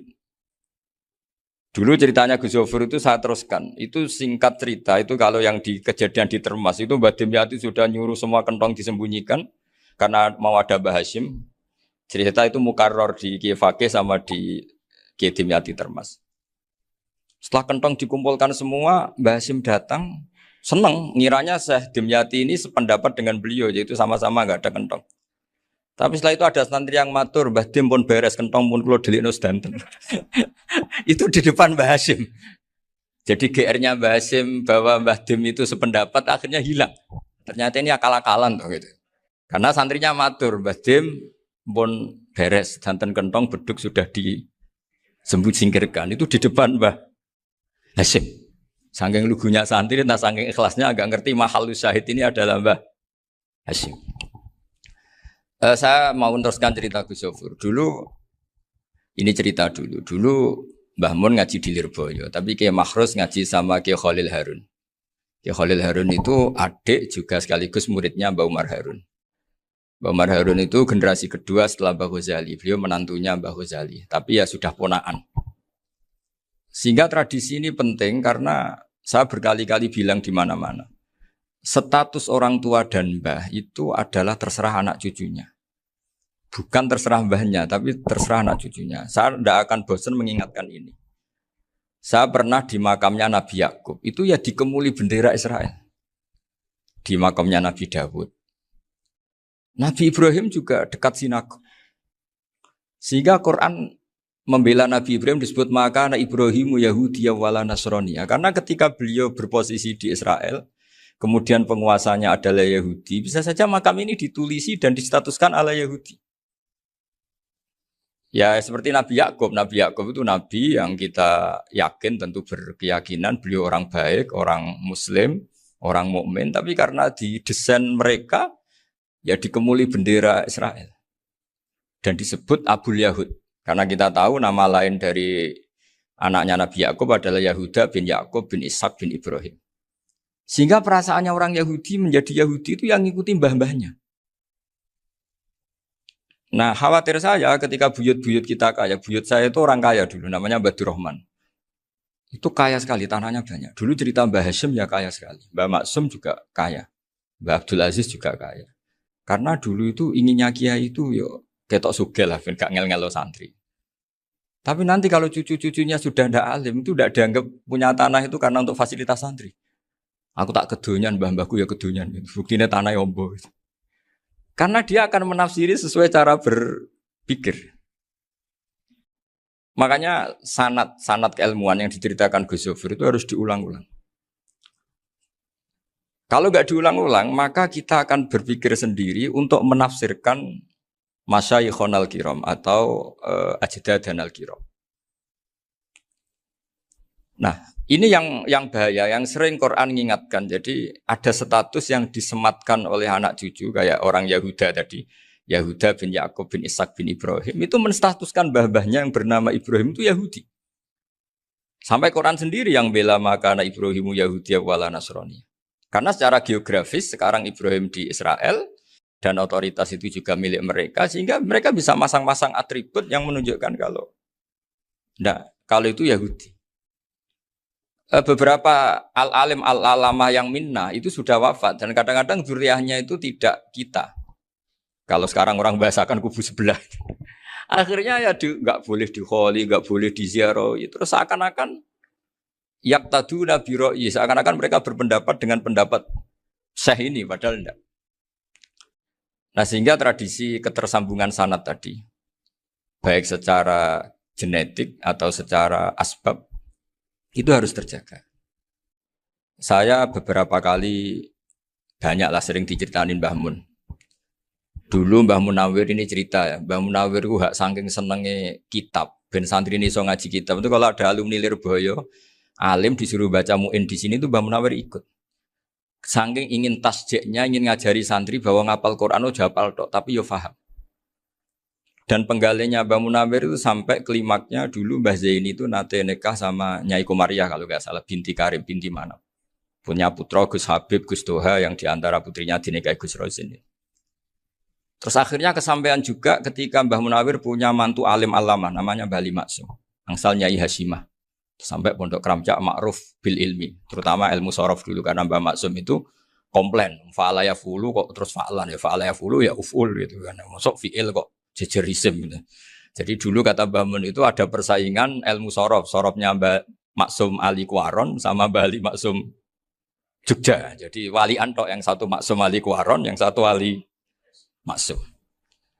Ya itu dulu saingan ngarang sorof. Nah ini yang menang siapa? Ya terserah duriannya. Kalau duriannya keren ya menang karena terserah yang kampanye. Saya bayangkan adekan Mbah Zubair tidak punya anak sealim Mbah Mun, mungkin kalau Mbah Zubair juga tidak sewow kalau punya putra Mbah Mun. Karena saya berkali-kali bilang kalau dalam syair Arab itu kama takarroma, kadang dilafatkan kama tasyarrofa bi Muhammadin adnanu. Orang berpikir Adnan itu siapa? Itu karena ada Nabi Muhammad SAW. Orang mencari-cari Mbah Mun itu mencari Mbah Zubair karena ada Mbah Mun. Orang mencari Mbah Dahlan karena ada Mbah Zubair. Wong kok alime ngono iku bapake sapa? Wong kok alime ngono iku putune sapa? Tapi kalau kita ini sudah ndak alim, ini orang sudah nggak tertarik nyari-nyari leluhurnya karena dianggap selesai. Jadi yang dengan tanda kutip yang menghabisi mbah-mbahnya itu ya mesti cucunya. Ini mau ngamuk, mau peringatan, tapi ini juga peringatan pada diri saya sendiri. Jadi sehingga zuriyah ini penting. Kenapa para nabi mesti donga zuriyatan thayyibah? Kenapa selalu berpikir tentang zuriyah? Wa ja'alaha kalimatam baqiyatan fi aqibi. Karena zuriyah ini yang nanti bisa menstatuskan leluhurnya. Seperti tadi cerita Mas Maftuh ini, tak puji betul, saya hari ini tidak ingin gojlok. Supaya kewalian saya tidak tergerus oleh kedoliman. Saya pernah diceritain Gus Zofur, juga sering baca buku tentang Mbah Maksum. Dulu Mbah Maksum kalau wasiat kembali ya gitu. Kamu harus NU dan harus mempertahankan NU. Tapi tidak dengan cara membenci Muhammadiyah. Dulu Mbah Mun juga sering cerita. Dulu Mbah Hashim itu ngaji Syekh Mahfud. Nah, Mbah Ahmad Dahlan dulu namanya Darwis, sering ngaji sama Syekh Khotib Minangkabau. Zaman itu Syekh Khotib sudah modern, sudah ikut gerakan Abdu, gerakan Almanar. Sehingga bawaannya Mbah Ahmad Dahlan ini agak agresif. Yang Mbah Hashim karena hanya mulazim di Syekh Mahfud, hanya sesekali ngaji Syekh Khotib, beliau lebih seperti itu. Dan dua beliau ini sama-sama pernah ngaji Mbah Soleh Darat di Semarang. Mbah Hashim sama Mbah Ahmad Dahlan yang dulu namanya Darwis. Jadi ini masih min muskatin wahidah mimam bain wahid. Sehingga kita tidak kaget ketika Mbah Ali Maksum mengomentari Muhammadiyah itu masih ahli sunnah wal jamaah. Makanya nanti terakhir saya baca kitabnya Mbah Ali dan sering saya pelajari.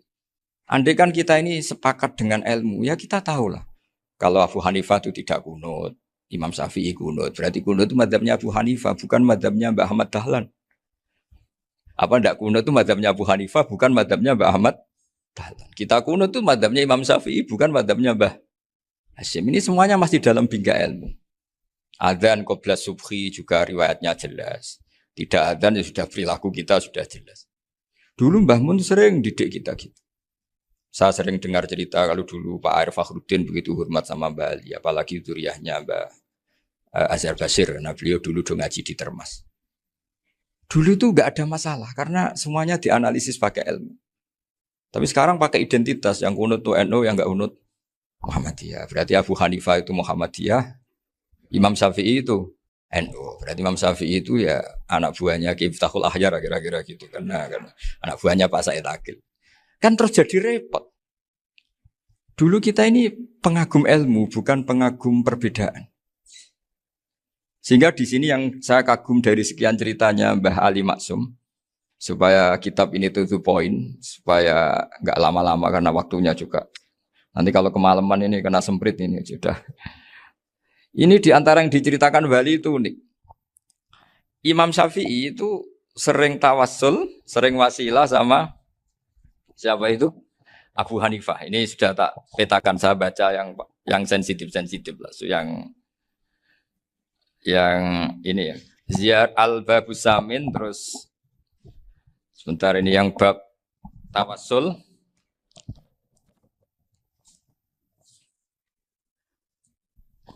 Ini di sini halaman 90, mungkin santri-santri kerap ya bisa ngecek lagi di kitab Hujjatul Ahli Sunnah. Ketika cerita tawassul, di antara yang diceritakan Mbah Ali Maksum adalah perilaku ya, bukan sekedar statement tapi apa? Perilakunya Imam Syafi'i atau ahwalnya kalau bahasa halusnya yang selalu ke makamnya Abu Hanifah untuk tawassul. Padahal Imam Syafi'i itu orang yang secara ilmu sering kritik Abu Hanifah. Jadi ini saya baca ini di halaman 100, jadi tawassul mulai halaman 9 berapa ini? Sampai halaman ini yang Qala sami'tu Syafi'iyya yaqul inni la atabarraku bi Abi Hanifah wa aji'u ila qabri fi kulli yaumin za'iran. Fa idza uridat li hajatun shallaitu rak'atain halaman 100 waji'tu wa sa'altu wa ta'ala al hajat indahu fama tab'udu anni hatta tuqda. Kanal Imam Syafi'i ayyama huwa bi Baghdad yatawassalu bil Imam Abi Hanifah yaji'u ila dorihi fayusallimu alaihi wa yatawassalu ila Allah bihi fi qada'i hajati. Terus wa yatawassalu Imam Ahmad bi Imamina Syafi'i. Jadi di antara yang diceritakan Mbah Halim Maksum itu betapa Imam Syafi'i yang terkenal sering mengkritik Abu Hanifah dalam tatanan fikih karena beliau tidak percaya ada istihsan. Abu Hanifah berpendapat adanya istihsan dan kita tahu lah ikhtilafu Syafi'i wa Abu Hanifah itu besar sekali. Tapi beliau itu tahu Abu Hanifah itu orang yang sangat soleh. Abu Hanifah itu kalau ketemu sama orang yang utang beliau itu yang lari bukan yang utang Abu Hanifah, karena takut orangnya itu izin. Jadi kalau ketemu yang utang di jalan itu yang sembunyi itu Abu Hanifah. Kenapa engkau sembunyi? Ada yang utang saya lewat, nanti orangnya malu. Jadi setingkat Rabi'ah Adawiyah itu beliau di rumah ada maling itu sembunyi.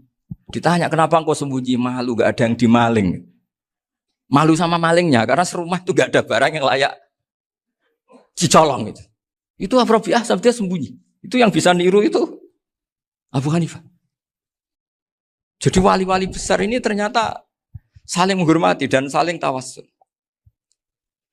Nah saya berharap tawassul ini bukan sekedar perilaku sosial, tapi memang ada sanadnya. Sehingga terus diceritakan Bali di sini dulu istaqa Umar bil Abbas. Kata siapa tawassul harus dengan Rasulullah SAW? Dulu istaqa Umar bil Abbas. Sayyidina Umar itu tawassul istisqa dengan Sayyid Abbas. Padahal kita tahu Sayyid Abbas ini tidak nabi. Terus beliau cerita sampai Imam Syafi'i tawassul sama Abi Hanifah. Sehingga nggak ada perdebatan itu kan Umar. Kalau Umar kan ada jaminan boleh diikuti karena beliau sahabat. Bali cerita tentang Imam Syafi'i yang tawassul dengan Abu Hanifah. Seargumentatif itu. Sehingga ada cerita dalam sebuah tafsir. Ya saya ulang lagi, ada cerita di sebuah tafsir. Kenapa Nabi Musa ditanya Allah, wa matilka biyaminika ya Musa? Ma'ana wa ta'ala a'lam. Tentu Allah sangat tahu yang di bawah Musa itu apa. Karena Allah tahu Nabi Musa itu grogi.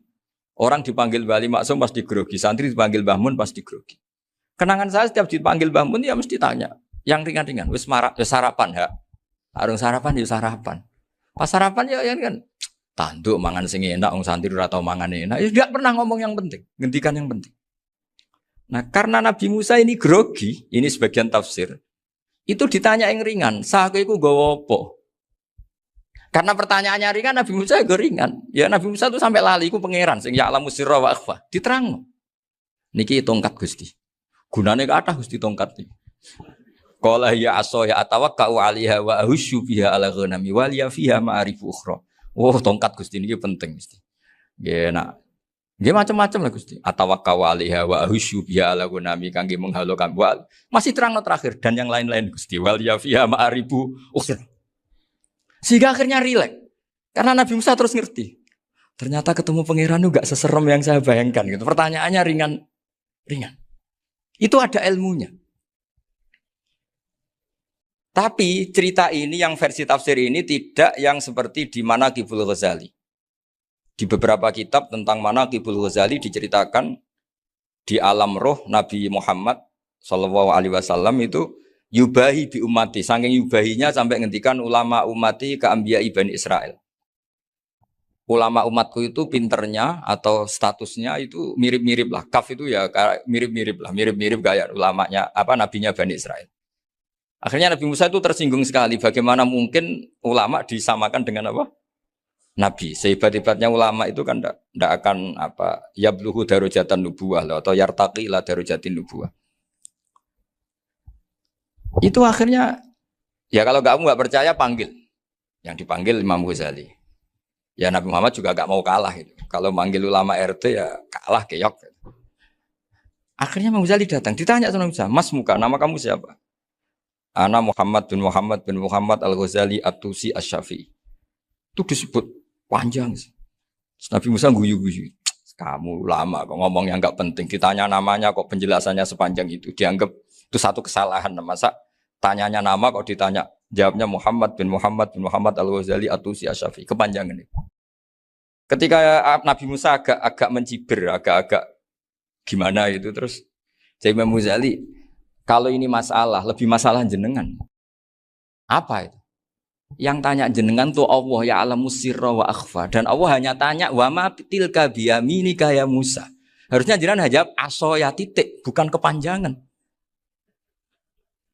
Atawakkau alaiha wa syubha itu kepanjangan. Allah tanya yang di bawah kamu itu apa? Yang di tangan kamu. Harusnya jawabnya hanya aso ya. Tapi kenapa penjelasannya sepanjang itu? Sampai terakhir waliya fiha ma'aribu ukhra. Terus pinter tenan kayak gitu. Terus Nabi Musa terus bilang, ya pinter tenan aja gitu. Padahal kita tidak pernah GR seperti itu kan kebetulan Imam Ghazali. Gitu. Kalau yang lain mungkin ya keok lah kira-kira. Gitu. Tapi ini cerita dalam khazanah keilmuan.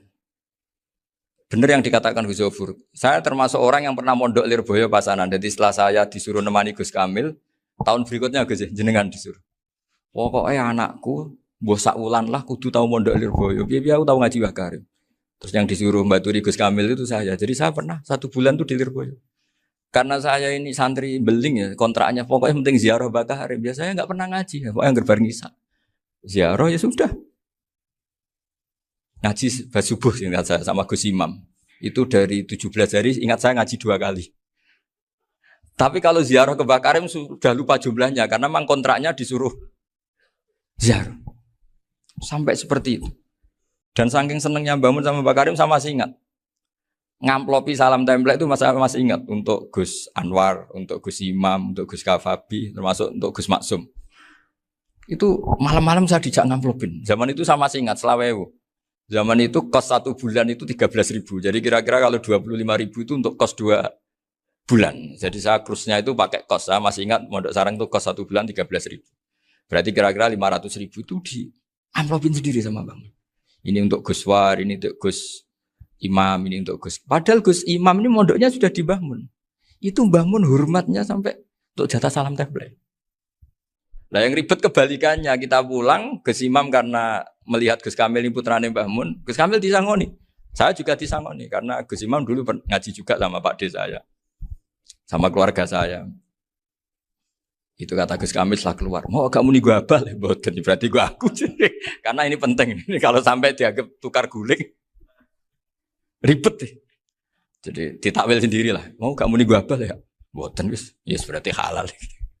Tapi sama Mbah Mun ya ditanya. Ditanyanya bukan apa karena untuk meneruskan tradisi bahwa kalau kiai ketemu itu ya saling memberi hadiah, saling itu sudah faqaddimu baina adena suwakum apa? Sedekah. Sehingga ketika Kapya ini punya Bali Maksum alim alama, kemudian melahirkan murid-murid yang juga ipar kayak Mbak Warsun bisa ngarang apa Kamus Al-Munawwir, Pak Bik juga punya karangan Kamus Al-Mu'asir. Saya tuh punya semua. Karena ini adalah buah dari bahwa kita ini tidak kalah sama produk-produk yang di sana. Bahwa produk di kita ini sudah cukup untuk mengantarkan orang menjadi alim alam. Dulu Mbak Zubair ke Mekah ya sudah alim alam. Gus Zofur ke Al-Azhar sudah alim. Semua teman-teman kita ke Mekah itu sudah alim semua. Padahal produk mondoknya ya tadi.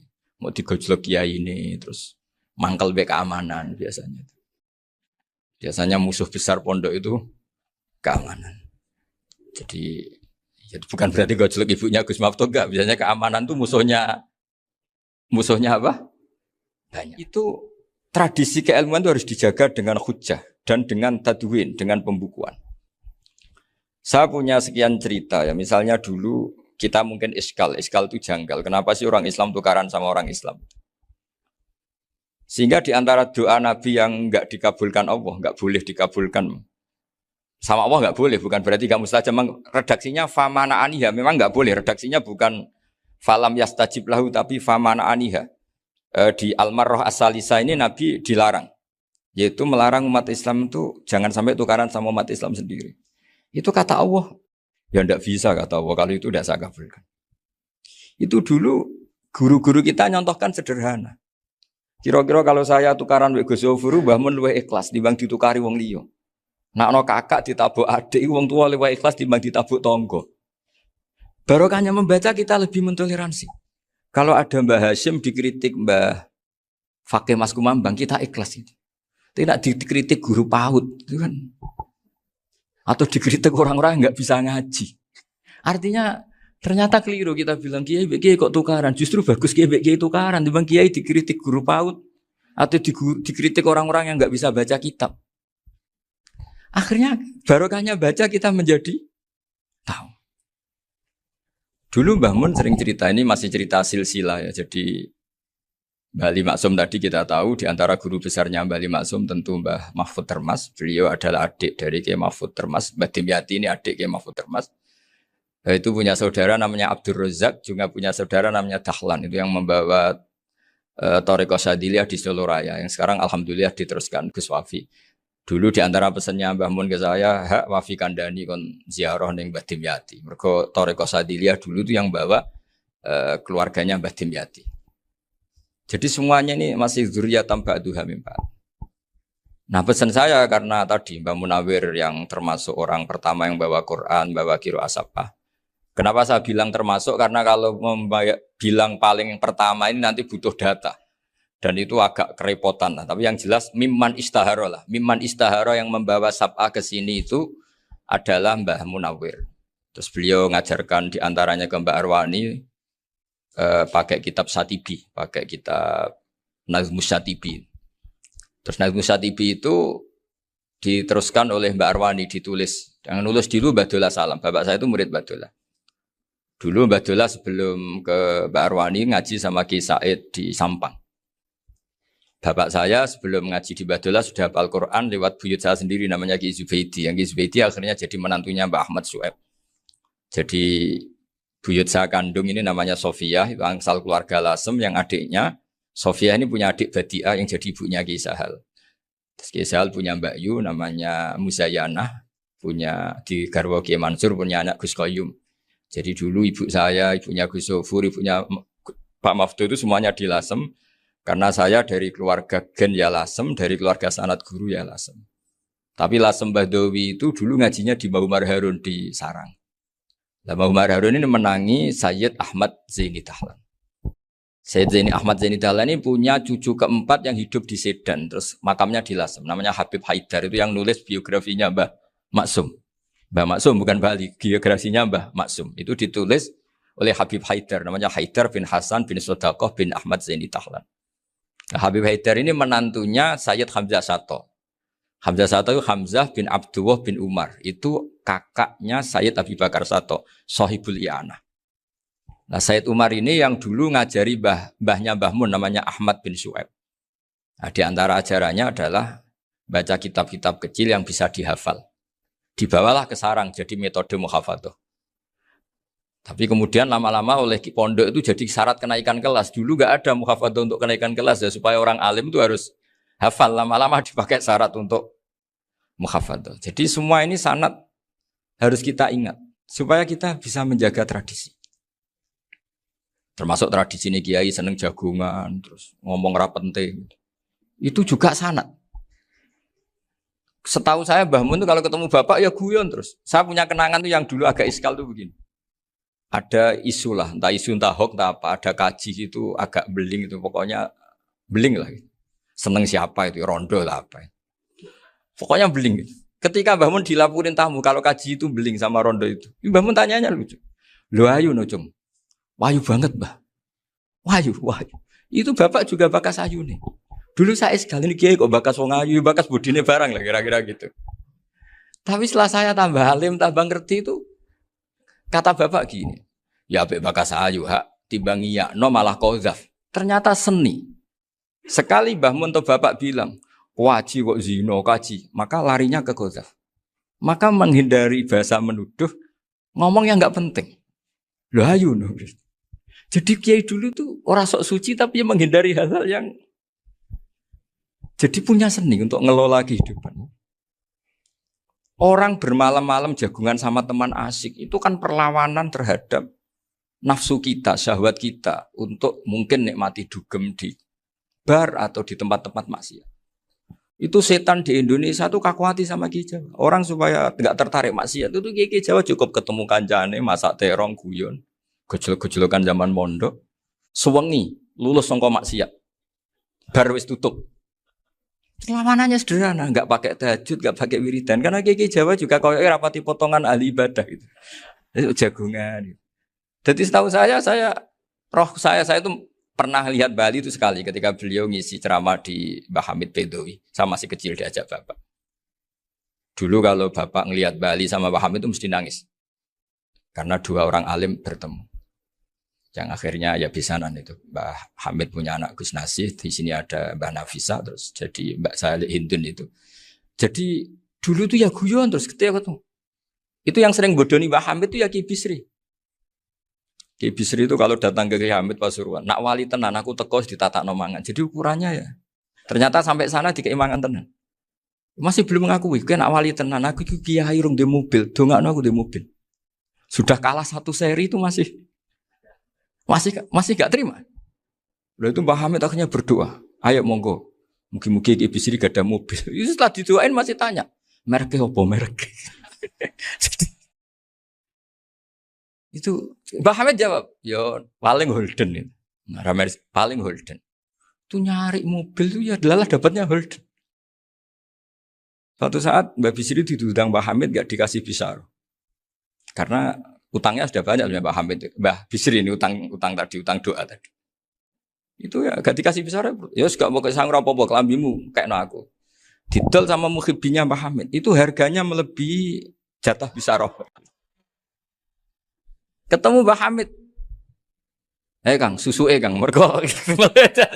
Jadi dulu itu rileks, makanya ini yang diceritakan ke Zofur. Sebetulnya kalau kiai-kiai itu bersanat itu ya rileks, hidupnya itu rileks. Karena rileks ini perlawanan terhadap kemungkaran. Saya dulu musyawarah sering sama Gus Zofur usul fikih. Itu jelas di antara yang ditulis Lubil Usul itu. Ya kita tahu tadi misalnya sanad usul fikih, Mbah Ber itu sangat al-usuli, Kiai Zubair Dahlan, abahnya Mbah Mun. Punya murid diantaranya Kiai Sahal. Kiai Sahal punya karangan Thariqatul Husul, fi syarhi Lubil Usul. Itu Thariqatul Husul itu beliau ngendikan dalam mukaddimah bahwa saya bisa mensarah ini berdasar ngaji maknani sama Mbah Zubair. Terus beliau mengutip sarah itu dari kitab Nailul Ma'mul. Beliau ngendikan binus khotin khotiyah ghairi matbu'ah. Dan itu ditemukan di Kiai Mansur di Lasem. Karena Kiai Mansur iparnya Mbah Sahal. Mansur bin Khalil itu diantara katibnya Syekh Mahfud. Jadi semuanya ini sambung. Mbah Ber, saking ahli usul fikihnya, kalau ngajar usul fikih itu, kalau guyon, takriran saya ini lebih memahamkan ketimbang sarah. Ya sudah, terus Mbah Zubair, Kiai Fakih, terus Syekh Mahfud. Di sini Syekh Mahfud, termasuk orang yang dekat Mbah Munawir, sampai putrane Mbah Mahfud, namanya Gus Muhammad, dibawa Mbah Munawir, kemudian mondok di Termas diantaranya, terus dinikah jadi menantunya, kalau nggak salah Haji Taslim di Betengan, kemudian sekarang juriannya Mbah Mahfud di Betengan. Ini nggak boleh hilang secara seperti itu. Diantara di usul fikih diterangkan, ketika diantara 5 hukum itu ada yang bernama mubah. Mubah itu boleh dilakukan, boleh ditinggalkan, dan kalau dilakukan ya tidak berpahala, tidak disiksa. Itu ada ulama yang protes. Protes nggak bisa seperti itu. Ithma min mubahin ila wa tahaqqaqu bihi tarku haramimma. Fail zamu minas sukun tarkul qatli wa minas sukut tarkul qadaf. Tidak bisa, mubah itu tidak ada. Kalau kiai jagungan semalaman, itu Allah ngitungnya itu hada taroka dugem, wahada taroka delok dangdut, wahada taroka kada wa kada. Oh, itu luar biasa. Dan kita ngikuti yang seperti itu saja. Gak usah tahajud, gak usah witir telulas kaya ora kuat timbang gremeng. Sewengi jagungan, setan ngenteni kita tergoda maksiat, ternyata maksiatnya sampai tutup, kiainya masih apa? Jagungan. Jadi jagungan saja ada ilmunya bahwa itu perlawanan terhadap tarkul ma'asi. Sehingga bagaimana Anda katakan mubah ini mubah, toh gunanya adalah tarkul haram. Meskipun efek mubah juga bisa tarkul wajib, wae bojo blonjo turu. Karena Wayang ngurmati ibuke turu. Itu halal wajib. Jadi mubah itu resikonya ya bisa tarkul wajib, bisa tarkul haram. Sehingga kalau sanad ini terjaga secara baik, secara kultur, saya sering juga sakuan sama Gus Yofur, itu mesti tak niati gitu. Jagungan wong alim gue ibadah dan menikmati ibadah adalah dabul aulia wa dabul ulama. Kata Imam Ghazali, pada akhirnya waqud buhadatin al istilzat bil mubahat. Kata Imam Ghazali, pada akhirnya qutbu hadaddin, madaru hadaddin, pokok dari agama ini adalah melawan kemaksiatan dengan kita menikmati al-istidzat bimubah. Kita menikmati sesuatu yang dibolehkan Allah Subhanahu wa taala. Dan seperti ini itu bisa qasmu dhuhri syaitan, bisa menghancurkan punggungnya setan. Karena kalau melawan setan dengan ibadah ini kadang kita capek selain isra potongan. Tapi nak kangkang neng komplek H gitu jagungan mbek kancane, ngenang melarate, mbok ngenang ora sekolah ramunggah, kenangan sing ramunggah diarani istiqomah. Gitu kan diarani tulus zaman, kok sing munggah dianggap kesusu. Saya ini punya pondok Quran, kalau ada yang hafal 3 tahun mesti digojol kancane. Gak apik kesusu itu. Kesusu itu mesti tidak barokah karena tergesa-gesa apa? Hatam. Sehingga yang enggak hatam-hatam itu kayak partai mayoritas. Ini yang partai tulis zaman katanya. Ahli sobri katanya. Akhirnya di pondok gara-gara itu mau guyon, tapi enggak ada stigmasi yang enggak naik. Di pondok sarang itu saya punya temen itu banyak yang sekelas dengan saya, sekelas sama Gus Kamil, akhirnya sekelas dengan Gus Sofur. Padahal saya ini kakak kelas. Saya temannya, Gus Kamil temannya Gus Sofur. Ini anak ini enggak pernah naik. Itu enggak dicibir di pondok. Karena guyonan tadi. Guyonan bahwa ini bagian dari bentuk apa? Istiqomah. Nanti yang goblok juga tenang. Karena kiainya cerita, kadang santri goblok ya barokah. Di sini pondok akeh santri ora tau sinau ning omah dadi kiai gede. Selalu kiainya tuh cerita seperti itu. Akhirnya sing goblok ya bangga dengan kegoblokannya. Iya, jadi kiai itu orang yang meskipun guyon ini barokahnya Masya Allah. Dan setahu saya kiai-kiai alim itu ya senengannya guyon karena tadi guyon itu luar biasa. Bapak saya itu kalau pesan sama saya itu enak ngaji es guyon nice. Wong ning omah mikir utang, mikir wedi bojo macam-macam kok ngaji mbok jak nangis pisan, nangis ping pindho katanya. Sudah jak guyon ae. Paling gak lali. Dan beliau punya dalil kul bi fadlillah bi rahmati fa bidzalika falyafrah. Jadi jangan sampai orang ini farah bil maksiat, jangan sampai orang itu. Dan ini yang saya kenang dari sekian cerita murid Bali. Mbah Ali Maksum ya senangane guyon. Gojol-gojolkan mbek santri guyon.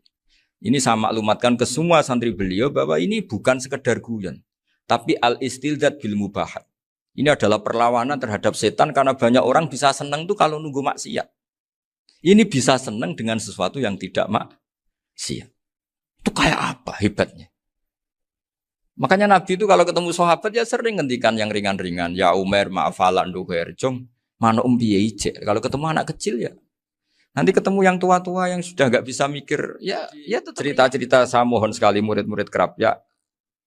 Jangan hanya ngaji fikih. Kalau hanya ngaji fikih itu posisi Abu Hanifah itu seakan-akan nyuwun sewu orang yang sangat tidak ahli hadis. Karena beliau di situ kelihatan kalah sekali dengan Imam Syafi'i. Apalagi di perdebatannya Muhammad bin Hasan Asy-Syaibani dengan Imam Syafi'i itu kelihatan sekali betapa Abu Hanifah itu orang yang nyuwun sewu ditinggalkan dalam ilmu hadis. Sampai beliau hanya dapat gelar min ulama ahli ra'yi, termasuk ulama yang kuat logikanya. Juga harus baca kitab-kitab seperti ini. Ternyata di balik Imam Syafi'i mukhalif pada beliau di bab-bab fikih, perilakunya sangat hormat. Sampai beliau tuh kalau tawassul ke kuburannya Abu Hanifah. Dan beliau ngendikan an-nasu fil fiqhi iyalun ala Abu Hanifah. Semua orang yang ahli fikih itu masih anak buahnya Abu Hanifah. Saya berkali-kali cerita, mazhab Syafi'i itu alatut tadhir hanya 2, yaitu alma wa turab. Abu Hanifah nambahi wanar.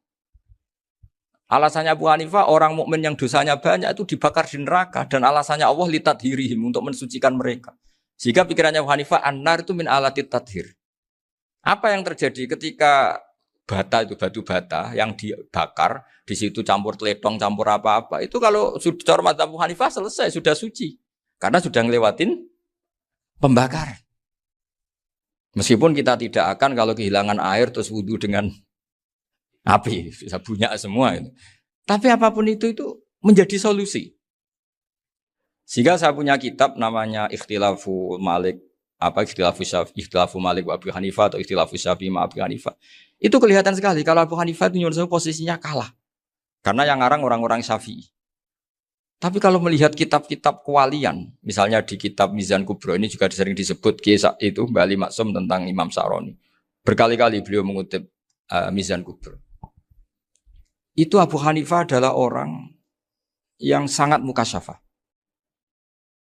Artinya ketika Nabi cerita air wudhu itu menjatuhkan dosa, tidak ada air wudhu yang jatuh ke kamu kecuali saat itu juga dosa kamu jatuh. Itu beliau datang ke Madharota Kufah. Kemudian beliau bilang sama si orang tua tadi, tub anizina. Orangnya terus bilang atubu minazina. Ada lagi pemuda datang dibilangin tub an ukuki walideka. Terus bilang tub tu an ukuki walidaya. Sampai yang terakhir ada tub an simai alatilahwi atau an samai alatilahwi. Terus tub tu an samai. Ketika orang itu ditanya, kenapa engkau begitu tahu dosanya apa? Saya tahu air wudhu ini menjatuhkan apa. Jadi kira-kira kalau zina mungkin ya batang babi lah. Kalau hanya sekedar melihat bak-bak mungkin ya curut atau tikus lah kira-kira gitu. Nak dulu dulu ya mungkin ya tikus cilik gitu. Nak dulu suwi ya tikus werok itu atau apalah. Pokoknya beliau itu tahu. Tapi anehnya Abu Hanifah apa? Setelah itu dia nangis minta mukasafahnya ditutup. Ya Allah, saya ini mukasafah kok malah menjadi tahu sawatil mukmin. Padahal aturan syariat jenengan man satara musliman satarahu, bahwa enggak baik melihat jeleknya orang mukmin. Minta ditutup. Makanya saya ini bangga ada mukasafah. Makom yang kita sampai sekarang tuh makom setelah Abu Hanifah mukasafah. Jadi Abu Hanifah repot-repot mukasafah, minta makomnya ditutup tidak menjadi mukasafah. Dan alhamdulillah kita sudah tidak mukasafah sebelum minta ditutup. Jadi kita ini keren. Keren karena aturannya itu man satara musliman satara huwa, yang tidak tahu aibnya orang muslim maka Allah akan nutupi aibnya di akhirat. Dan kita alhamdulillah barokahnya tidak mukasafah, tidak ngerti aibnya orang mukmin. Jadi kita harus pakai patokan ilmu.